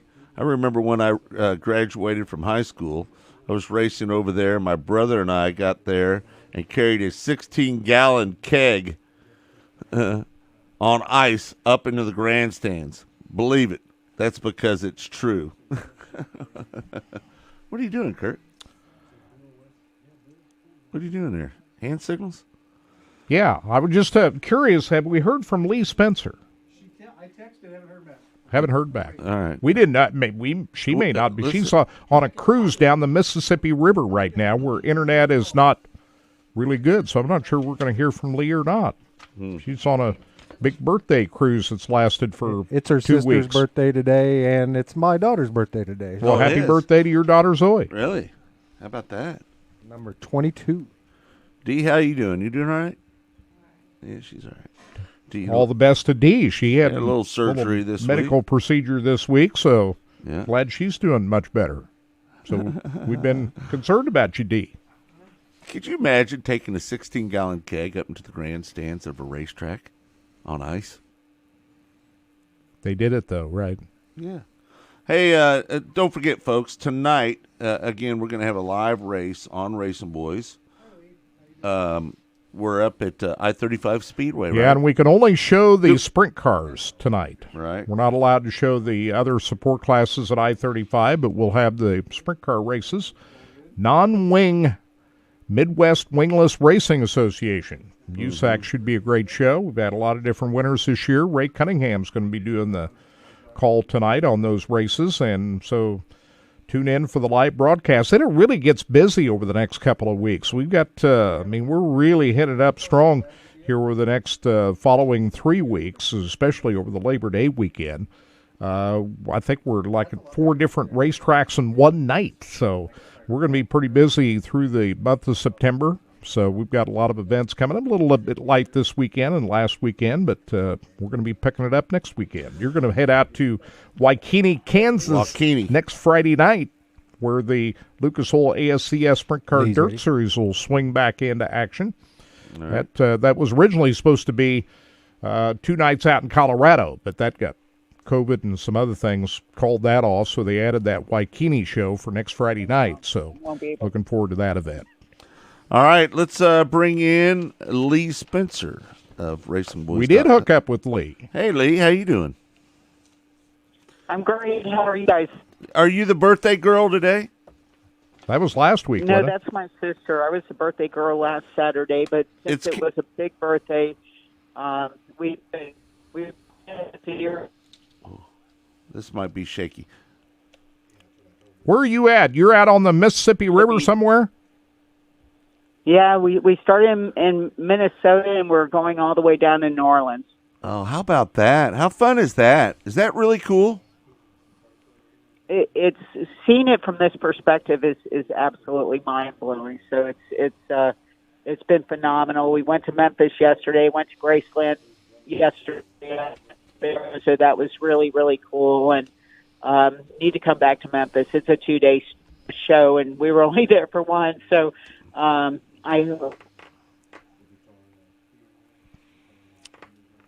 we're gonna be a little hit and miss, I believe, with Lee here today. Hey Lee, let's try to get as much in as we can. What did you think? Was that one of the most remarkable races you've ever seen at the BC 39? Oh, it was absolutely incredible. But my gosh, just think of the kind of week that Kyle Larson is having, right? He goes and he wins Knoxville, and then goes to Indianapolis and wins that race too. I mean, what's this guy? What can he not do at this point? And I have to credit you guys for being on the bandwagon really, really, really early. I mean, you guys were on the Kyle Larson fan club, and you started it before anybody else, and so. Now now everybody's getting on the bandwagon, but you guys kind of set the pace with that. So, got to give you guys all kinds of credit. And oh, by the way, he led the most laps on the road course at Indianapolis. Easily could have won that race. Should have. I think anybody could have won that race. I mean, it was so up in the air and crazy, right? So I think we could do a whole show just on that race. No doubt. And I just think there's a NASCAR curse when it comes to Indianapolis Motor Speedway, except for if you're on the dirt track, right? Yeah. I said this all along.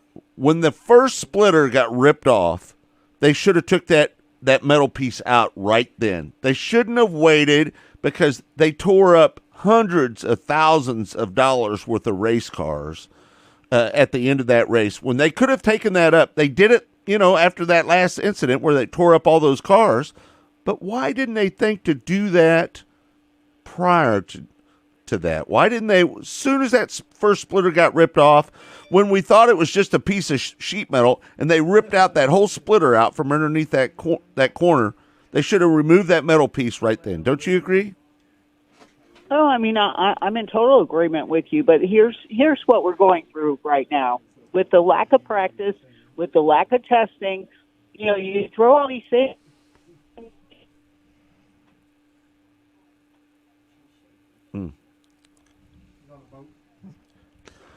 Yeah. It's amazing how the internet is and cell service down the middle of the Mississippi River in the middle of the country is not better than it is. Right. Where cell service doesn't reach across the Mississippi River.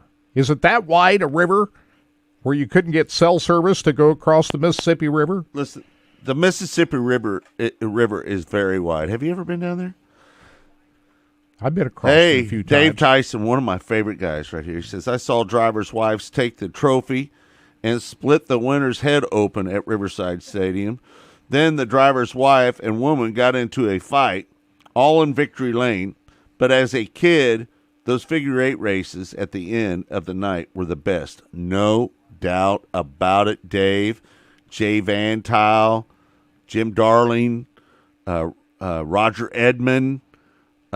I watched one night, because, it didn't matter what class you ran in. You could bring your car out and run it at the figure eight at the end of the night. It didn't matter what you did. I remember one night when Gene Claxton brought his late model out and run the figure eight.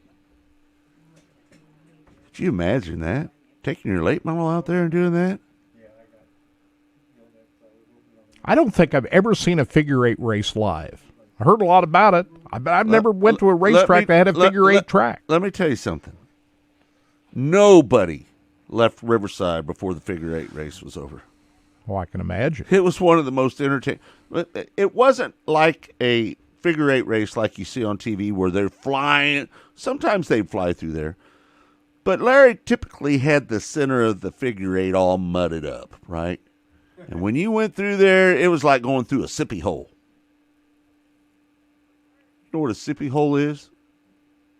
Huh? No, never heard of it. What is a sippy hole? It's a big hole with a bunch of water in it. Sure. Mm-hmm. Of course. Oh, and Willie, I forgot about you, Willie. You were figure eighting it too, bud. I'm sorry. I should have given you the mention there. But those were the days, man. And that was the last event of the night? And let me ask you this. Was that the last event of the night? Yes. Yeah. They'd take all the ambulance and everybody out of the infield, and they'd run the figure eight. And they pitted in the infield Let me say this. Riverside, right? We can get rid of this, Todd, here. I tell you this. Riverside, if somebody was to build a new Riverside Stadium in Riverside, I'm telling you, if I had the money, if I was rich, I'd go to Riverside. I'd go to them and I'd say, Listen, I'm interested in bringing back a racetrack to Riverside. He's ready again. She sounds good now. And I want the least desirable piece of property that you'll give me the best tax break on. And I'm going to build a racetrack down there. I don't care if it floods. I'm going to make it to where if it does flood, it doesn't affect nothing but the racetrack. I'll build everything up high enough to where nothing gets wet. You know, it doesn't flood down there like it used to. So, anyway, we got Lee Spencer back on the line with us. Hey, Lee. So, would you? Sorry about that. That's all right. No big deal. Do you think we were talking to Christopher Bell a little bit earlier, and I called what we saw at Indy on that road course, short track road course racing. Isn't that a fair assessment? Oh, I mean, I think so. You know, it's as technical as it is, right? And I always notice that the people who are really good on road courses are also good at places like Martinsville, because they have those two tight turns, right? But I mean, there was a lot of beating and banging, and people say, well, why did NASCAR expand the schedule to include so many road courses? Well, you don't have to worry about side-by-side racing with road courses. It generally, there's no artificial creation of road courses. It just naturally flows into that, the side-by-side, because you go into a tight turn, and depending upon your position, boom, right? Right. And so you saw a lot of that. I mean, I don't really agree with how they scored Chase Briscoe, and they said, well, he knew which way he was supposed to come back into it. Well, you can't always, be in control of a race car that size when you get punted into the, into the grassy area. And, should he have waited for everybody to go by? All he's thinking about is winning that race. All he's thinking about is getting into the playoffs. And, I think that was rules, yes, but somewhat judgment call, whatever. But it did absolutely race like a short track. That was a tough call. I agree with you on that Chase Briscoe penalty, because he got forced off the racetrack. They shoved him through the grassy area. What was he supposed to do there? Oh, I mean, completely. And even Denny Hamlin said afterwards, and Scott, you're talking about short track racing. I mean, no doubt Briscoe gave Denny Hamlin a bump, and Hamlin, even as hot as he was after, and he's hot because, my gosh, we're going 24 races. He hasn't won. Right. He could win this weekend at Michigan. I think that's a track that's well suited for him. But I also think that he knows that Chase Briscoe doesn't always race that way. But you have to race aggressively at a track like that, and that kind of turns back into what you were saying about it felt like a short track. Yeah. Well, so do you think we'll go back and we'll run the short track road course next year? I do. I mean, I think, Roger's so invested, right? And he'll get the curbing right. That curbing was, bad design. It was bad volatile. design. I mean, it was a launch pad is what it was. I mean, it looked like somebody vaulting, off a horse, right?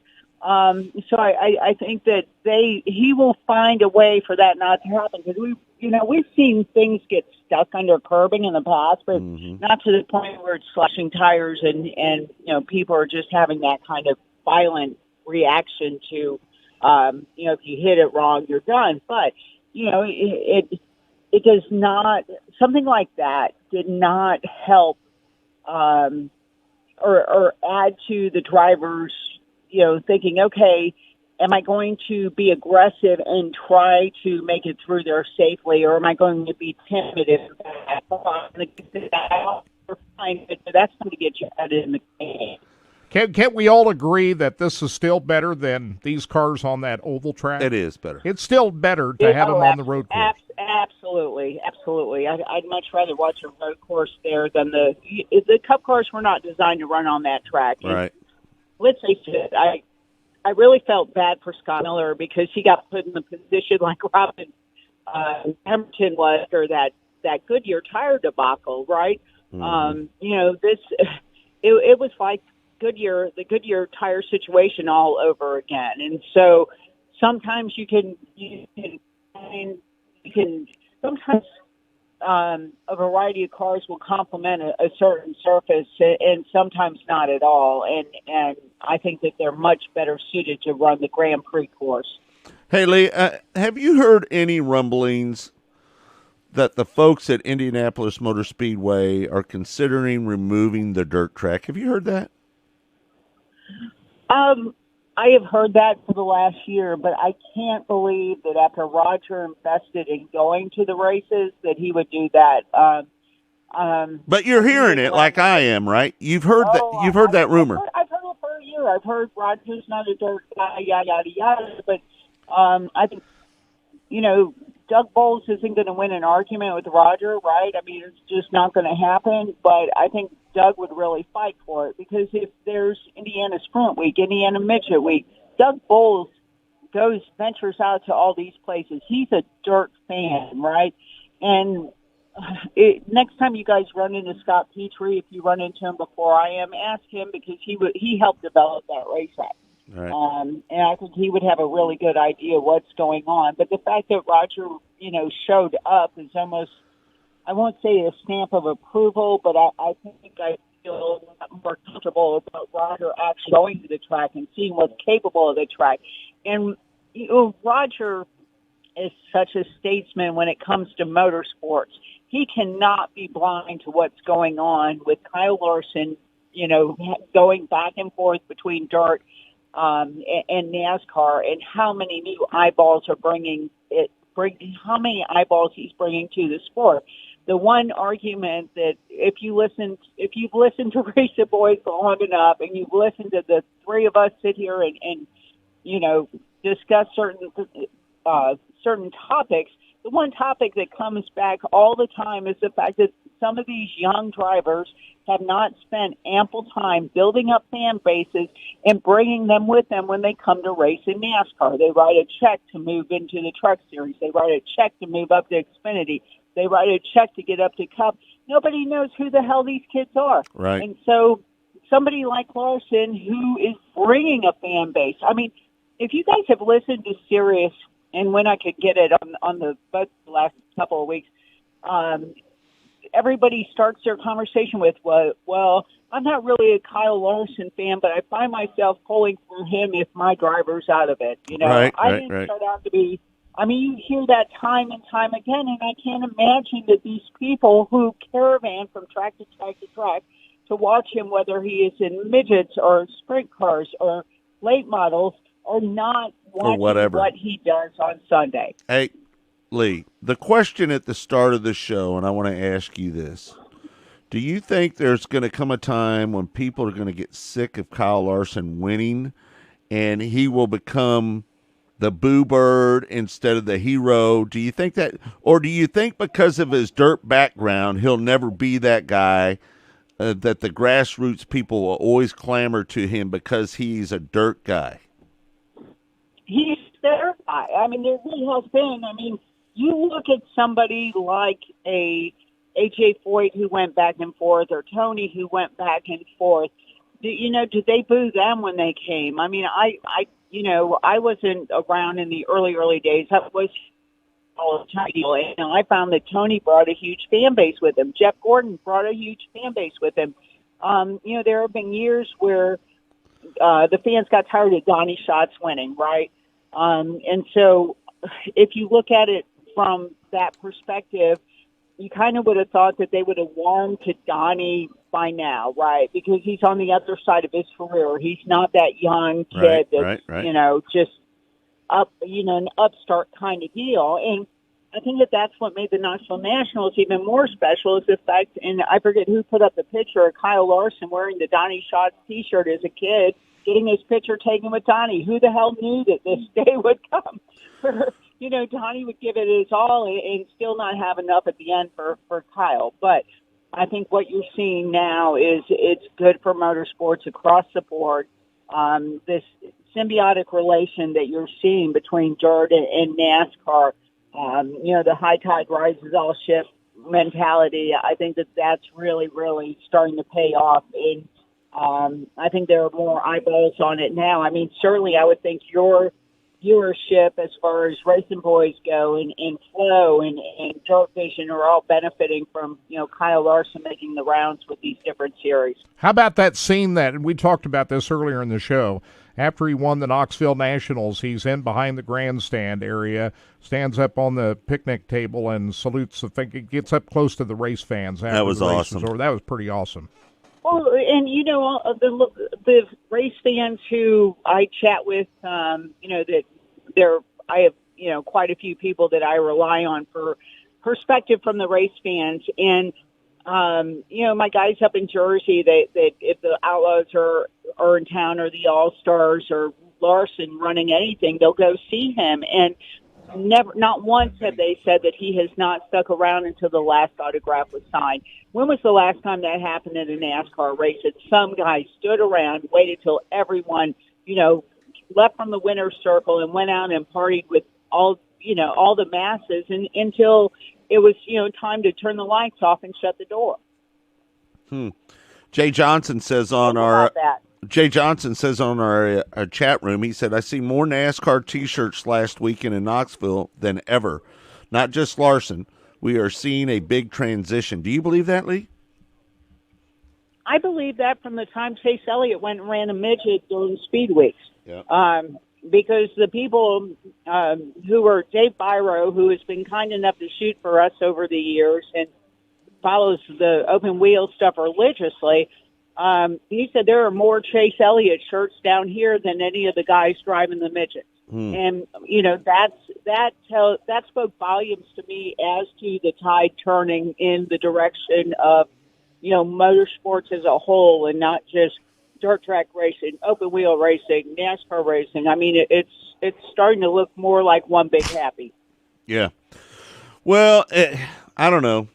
I got to move on to a couple other topics. How about the Aaron Reitzel, Dennis Roth split? Surprised? No? I'm not. I'm not in, Casey Kane was not on the short list 2 weeks ago, was he? No.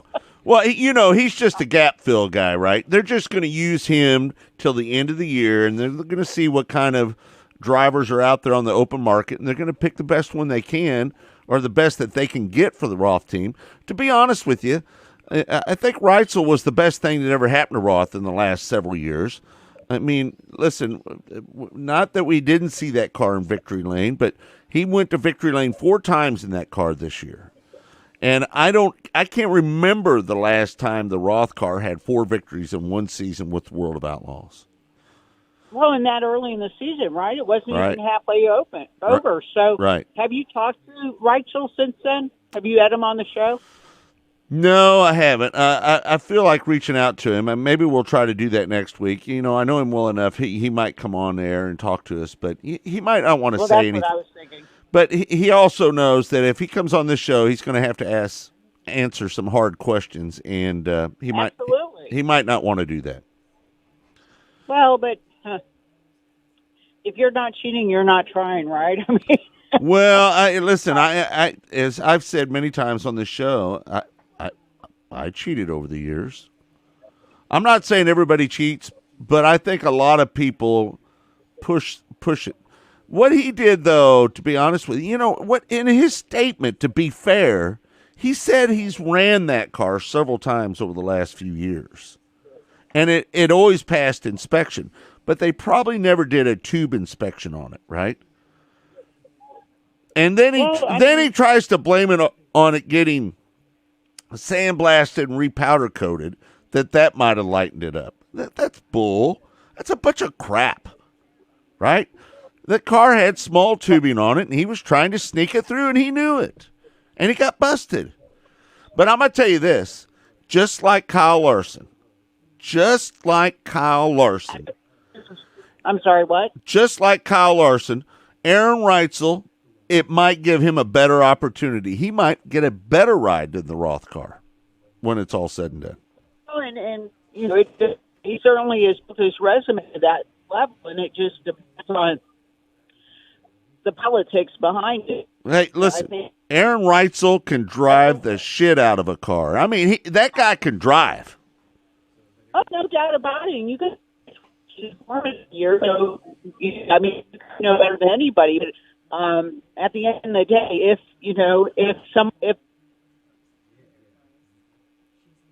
I think we may have lost Lee We again. might have lost her. Well, she's floating down the mighty Mississippi. There There she she is. Nah, she's coming Now back. you're to back. It. You're back to us, Lee. No, maybe not. All right, we'll give that a break. All right, but I'm just telling you right now, Aaron Reutzel could end up in a stellar ride before it's all said and done. Could be. Listen, great driver. After seeing what he did in the Roth car, if I'm a World of Outlaw team and I'm one of the Echelon teams, what are you doing? Come on over here. We'll pay your fine for you. I don't think he has great judgment a lot of times, but that doesn't take away from what a great talent he is behind the wheel. Mm-hmm. That's for sure. Mm-hmm. So I just question what were you thinking, Aaron, when you were doing all this stuff to try to sneak it by? He was thinking, Why? He was thinking about winning. Yeah. So how did that work out for you? Well, he won 4 races before he got kicked out. I just saying. think the whole thing was so unnecessary. So unnecessary. He obviously didn't think he would get caught, or he wouldn't have done it. That's usually what happens in these kinds of things. You do it because you don't think you're going to get caught. Have you ever heard the old saying, Kirk, it's not cheating until you get caught? Yeah, but this was in your face. I got a hat that says that. I mean, cheating is one thing and trying to don't wear work that to a around the racetrack. edges, but this is about as in your face as anything I've ever seen. Mm-hmm.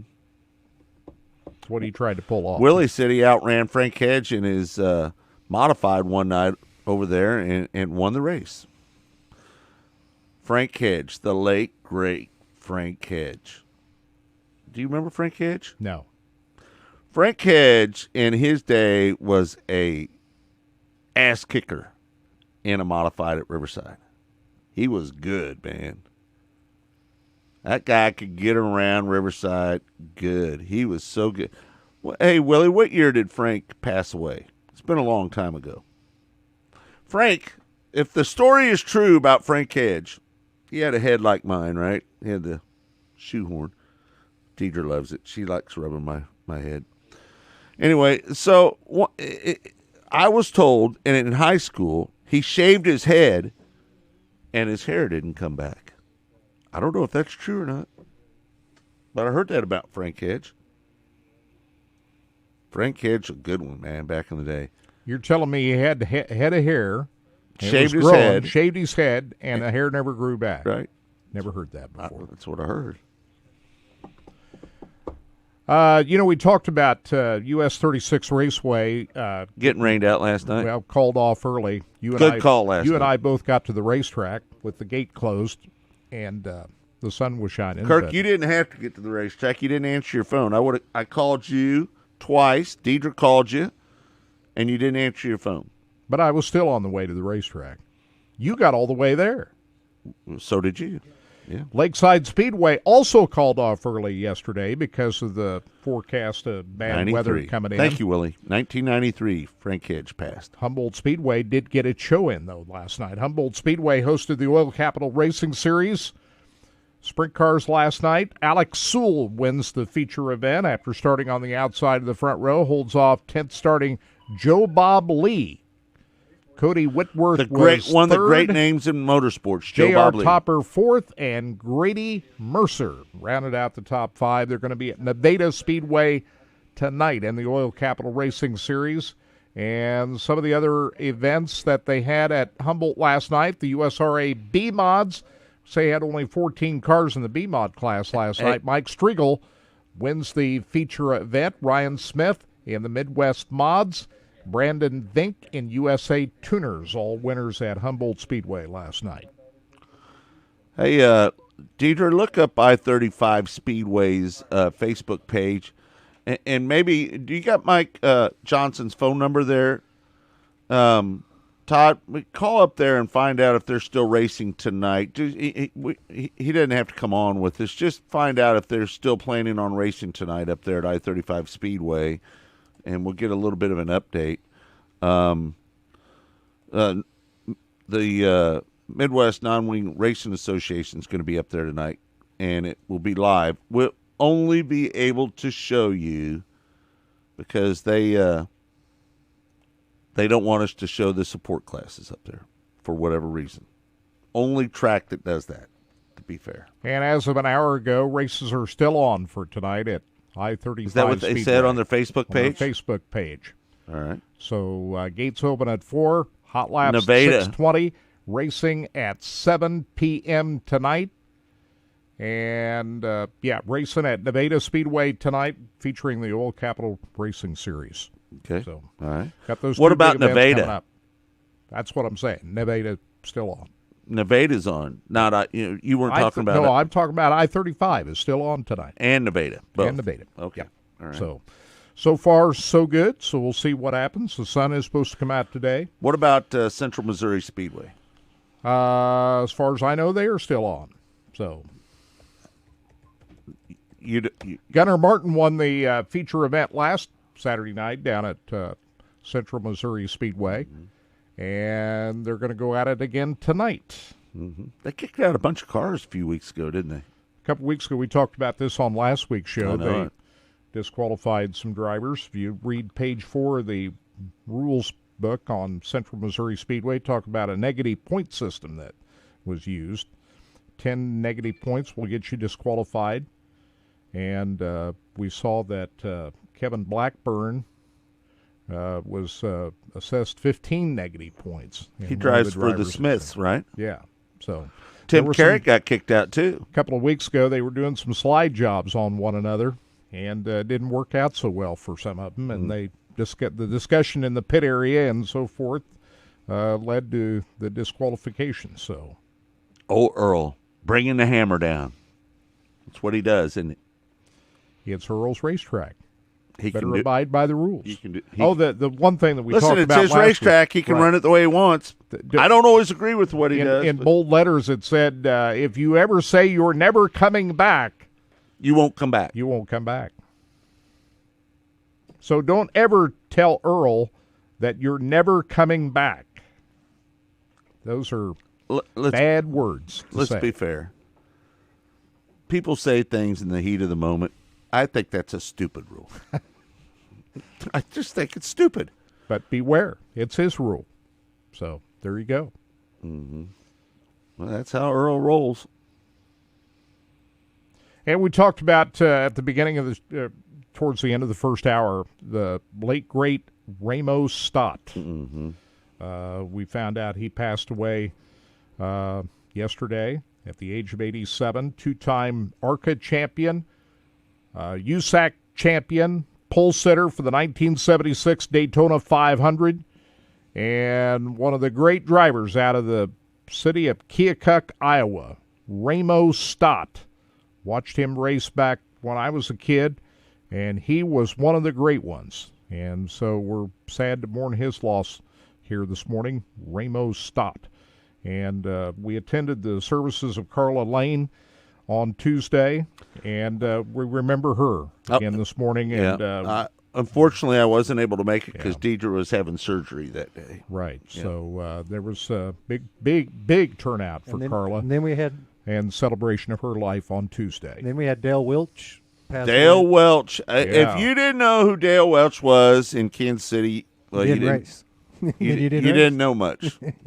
Yeah, he his funeral was I can't remember what day that was. I sent it to Kirk on the 16th, but Kirk doesn't know who Dale Welch is. No. Well, idea. he was big in the drag racing world for sure. And I knew since last week Listen, was a big week in drag racing here in town, so it was it was kind of apropos that we mentioned it. So yeah, a lot of people talking about his career and legacy in racing. So he was you remember the Jayhawker? That's right. Matter of fact, did you watch that, Kirk? Did you see the tribute they paid to him at? What's that? They paid a tribute to Dale and the Jaywalker. I think it was they did some kind of tribute with one of the cars the way that he drove, and it was. You know what I remember about Dale Welch? Him having his big buildings with all those cars and whatnot in there for sale for so many years. I know he was big into drag racing, but But I think he was more known for the buildings and selling cars over the years. Yeah, most definitely. Yeah, so that's a big loss, I should say. Yeah, I mean, he had a major impact in motorsports in this area, and he will be missed, no doubt about it. Dale Welch. Robert wants to know why Carrick got DQ'd. Listen, if I tried to speak and tell you why he got DQ'd, I couldn't tell you because I can't get into Earl's head. I don't know what he did. And Earl was Ramo related to Ernie Durr? No, they were not related. Lived in the same Willie town. said Keokuk, Ramo was Iowa. also related to Ernie Durr. I don't think they were both from Keokuk, right? Yeah, Ernie Durr was from Keokuk. Ramo Stott was from Keokuk. Ernie Durr, holy cow, was that guy a stud? Yeah, he was big. He died in 2004, I believe. Drove that big Dodge Charger. Yeah, he was a great one. Oh man, he was awesome. So many great drivers out of Keokuk. I raced with Ramo's granddaughter, was it, out at Kansas Speedway, and Ramo was out there. I had a chance to talk to him when we were out there. Good old boy. Yeah, he wasn't getting around good then. That's been 15 years ago. Yeah, or more. I remember when he and Don White made the front row of the Daytona 500 after, I think it was Petty, and who else got DQ'd at Daytona that year, 1976? Alan Miller says that he read Larson will run the World 100 at Eldora. He'll have to run the first of the two World 100s. He won't be able to run the second one because that's on the same night that they're racing at Richmond. But he'll be able to. They got two World 100s coming up, so Kyle will be able to run the first of the two. The first of the two World 100s. Yeah. Okay. But Saturday night he won't be able to run that race because he's going to have to be at Richmond. So who knows? Last night at Williams Grove Speedway, driving a late model, he was running up towards the front. Had what was that? I didn't see the race last night, but he had some kind of mechanical problem. Had to drop out. Somebody said he took a rock to the radiator, I think. A bad thing happened to Kyle Larson. How could that happen? Now, listen, to be fair, he wasn't going to win the BC 39 if T-Maz did. Oh. No. And then on top of that, T-Maz wipes out his T-shirt trailer leaving Indy. Wow, what happened there? Holy crap. I feel so bad for him. Lose the biggest race of your life and then destroy your T-shirt trailer on the way out? Holy moly. Well, they went through a bridge or something that was They went under something that was too short. Golly. Yeah. That would have been a popular win if T-Maz had been able to pull that off on Thursday night. Would it have been more popular than Kyle Larson winning? I think almost as popular. Guys, everybody loves T-Maz. I think the people in that crowd would have been okay with T-Maz winning that race. But as it turned out, it was a pretty thrilling finish. The way Larson was banging off the wall and able to hold off the charge there at the end. Is that kind of weird? They had the start. It seemed like the start-finish line is on what it looked like the backstretch. You got all the fans on one side of the racetrack, and you got the start-finish line on the other. I don't remember that last year. Has that always been that way, where the start-finish line is on the opposite side of where most of the fans are sitting? Why did they do that way? Why is it that way? I didn't build the racetrack, Kirk. I have no idea. But I know that Jeff Christensen and Dean Mills, the two cameramen that were shooting, were having to deal with people's heads popping up in front of them. Yeah, they kept telling the crowd, sit down. Sit down. Make sure you're sitting down, folks. As soon as they did the parade lap, they announced to the crowd, please sit down, everybody. Right. Please sit. Wouldn't you think at the Indianapolis Motor Speedway they would have built a better perch for the camera guys and Kirk, make that a little bit better? this could be confirmation that they're thinking about tearing down the racetrack. Which makes absolutely no sense to me at all. Why? Well, Does Roger Penske was racing at that much? race the other night on top of a hauler on the front straightaway, and I don't know if he was enjoying it or not. I couldn't get the body language. I couldn't read it. Couldn't We figure it never out. know if he's enjoying anything. I mean, Roger's pretty pretty cool customer. Yeah. He doesn't show a lot of emotion. But I got to believe that race paid for itself. Well, I would think so. I mean, the grandstands were packed. I don't know what they hold. I would hate they tear that racetrack out of there. Why? Why would they do that? Just because he doesn't like dirt racing? Steve says they moved the grandstands before this year. I thought it was that way last year, Steve. Maybe I was just can't wrong. remember the start-finish line be on the opposite side of where the fans were. I don't remember that.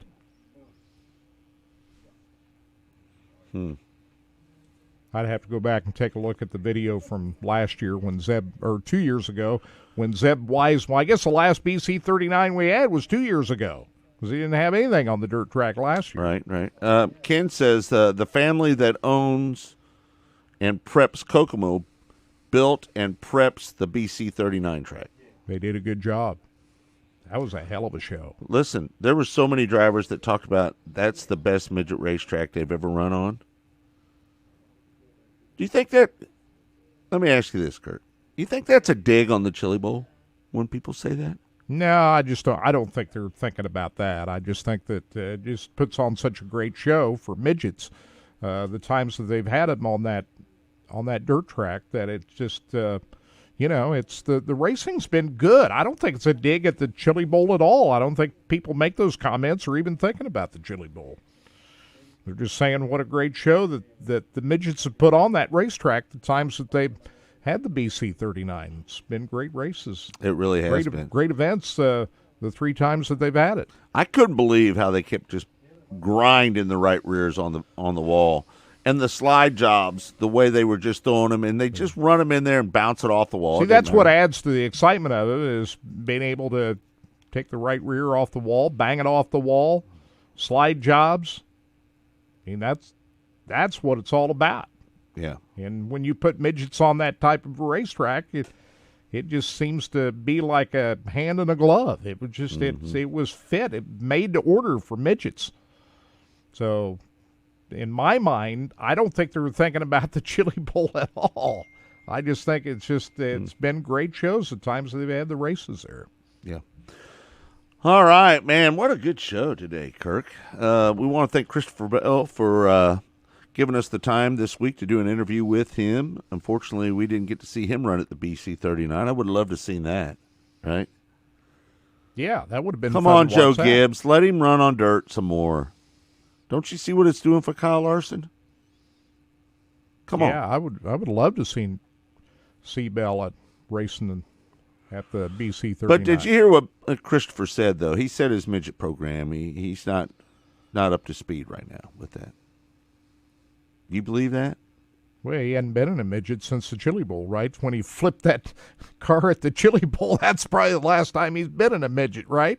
He didn't have a very good experience when he crawled out of the midgets the last time. He still owns the midget he won the Chili Bowl in, Yeah. though. I don't know. But his last experience in a midget, as we all recall, when he went to flipping at the Chili Bowl, wasn't good. No, not too good.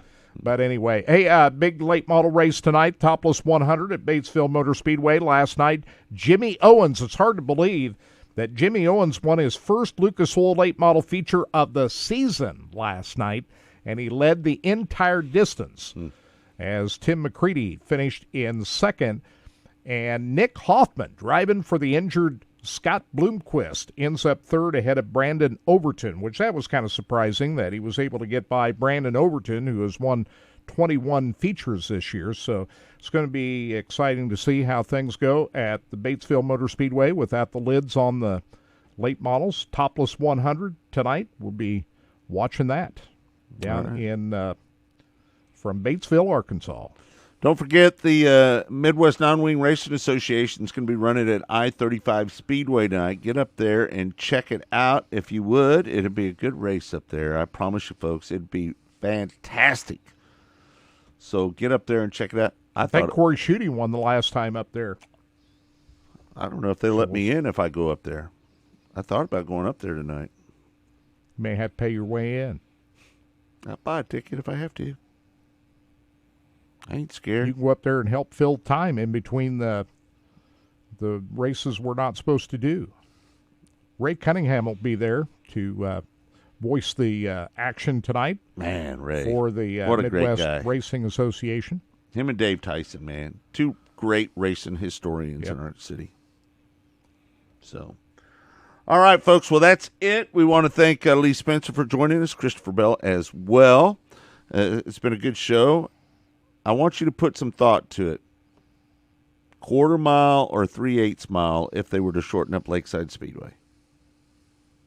I like your idea of putting a quarter mile inside the current racetrack, if they're going to do that.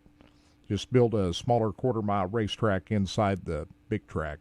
Then it's going to be cheaper to do than to completely rip out the current racetrack and rebuild new, and plus it would give you options. The So you can 3/8 still mile race on the big track. The 3/8 mile isn't going to be much shorter. Well, a quarter mile on the inside. That's No. What I'm saying is if they made it a 3/8, right, it's not going to be much shorter than it is now. Yeah, but the amount of money that you'd have to spend to change it from the current configuration to a 3/8, and you wouldn't get that much of a difference in it, is it really worth the money to invest that kind of money and not really shorten it up to a quarter mile racetrack? I agree with you that. If you're going to shorten it up, shorten it to a quarter mile. But the best option is, I like your idea earlier, build the quarter mile on the inside of leave the current configuration there, build the quarter mile on the inside. My favorite configuration of a racetrack around here right now, US 36. Oh, I love that. I mean, that's always been one of my favorite racetracks. Yeah. I mean, it's good stuff. Ever since Mike Franks built that racetrack. Well, no. I won't say that. I'll step back a little bit from that one and say,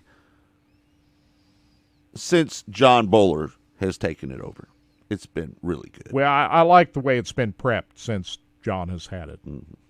I mean, there's no doubt about that. And, missed seeing that show last night. We were geared up for a big show last night, and they made the right call, though, because, listen, those pits are so soft up there. If that rain would have come in, before everybody could have got their stuff loaded up and get out of there, they would have been stuck. So, well, we've seen it before. Yeah, for sure. So, but anyway, it's game on tonight up at I-35 Speedway, so we'll see how it all goes. All right. Kirk, what's live on the internet tonight?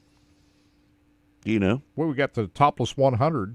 Topless down 100. At Batesville, Arkansas. We've got the World of Outlaws, which got rained out last night up at River Cities up in North Dakota, but they're still on tonight at the Red River Valley Speedway up in North Dakota tonight. Tomorrow night at Huset's, by the way, so a couple of big nights for the Outlaws. We got some other action. The World of Outlaw late models out in Pennsylvania tonight too. So those are the big events. Topless 100 is probably the biggest event tonight. Okay, so be watching that. All right. Not a lot going on. Labor Day weekend, next weekend, and Labor Day weekend's really going to pick up. Yep, for so sure. Over the next few weeks, it's going to really pick up as far as the big racing going on. World 100 here in a couple of weeks at Eldora. 2 of them. Right. All right, folks, thanks for tuning in. I want to thank Blake back at Sports Radio 810 WHB for helping us in hour number 1. Deidre and Todd here in hour number 2. For Kirk Elliott, I'm Scott Traylor saying thanks for tuning into the show. We're going to do it all over again next week, just like we have for the last 20-some-odd years. We'll see you next week right here on Track Talk. And when it's over, you always win. Now I'm sitting and thinking, and I'm worrying. I've got the nerves of baby, where you been? I love you, Leah, but you let me go. mother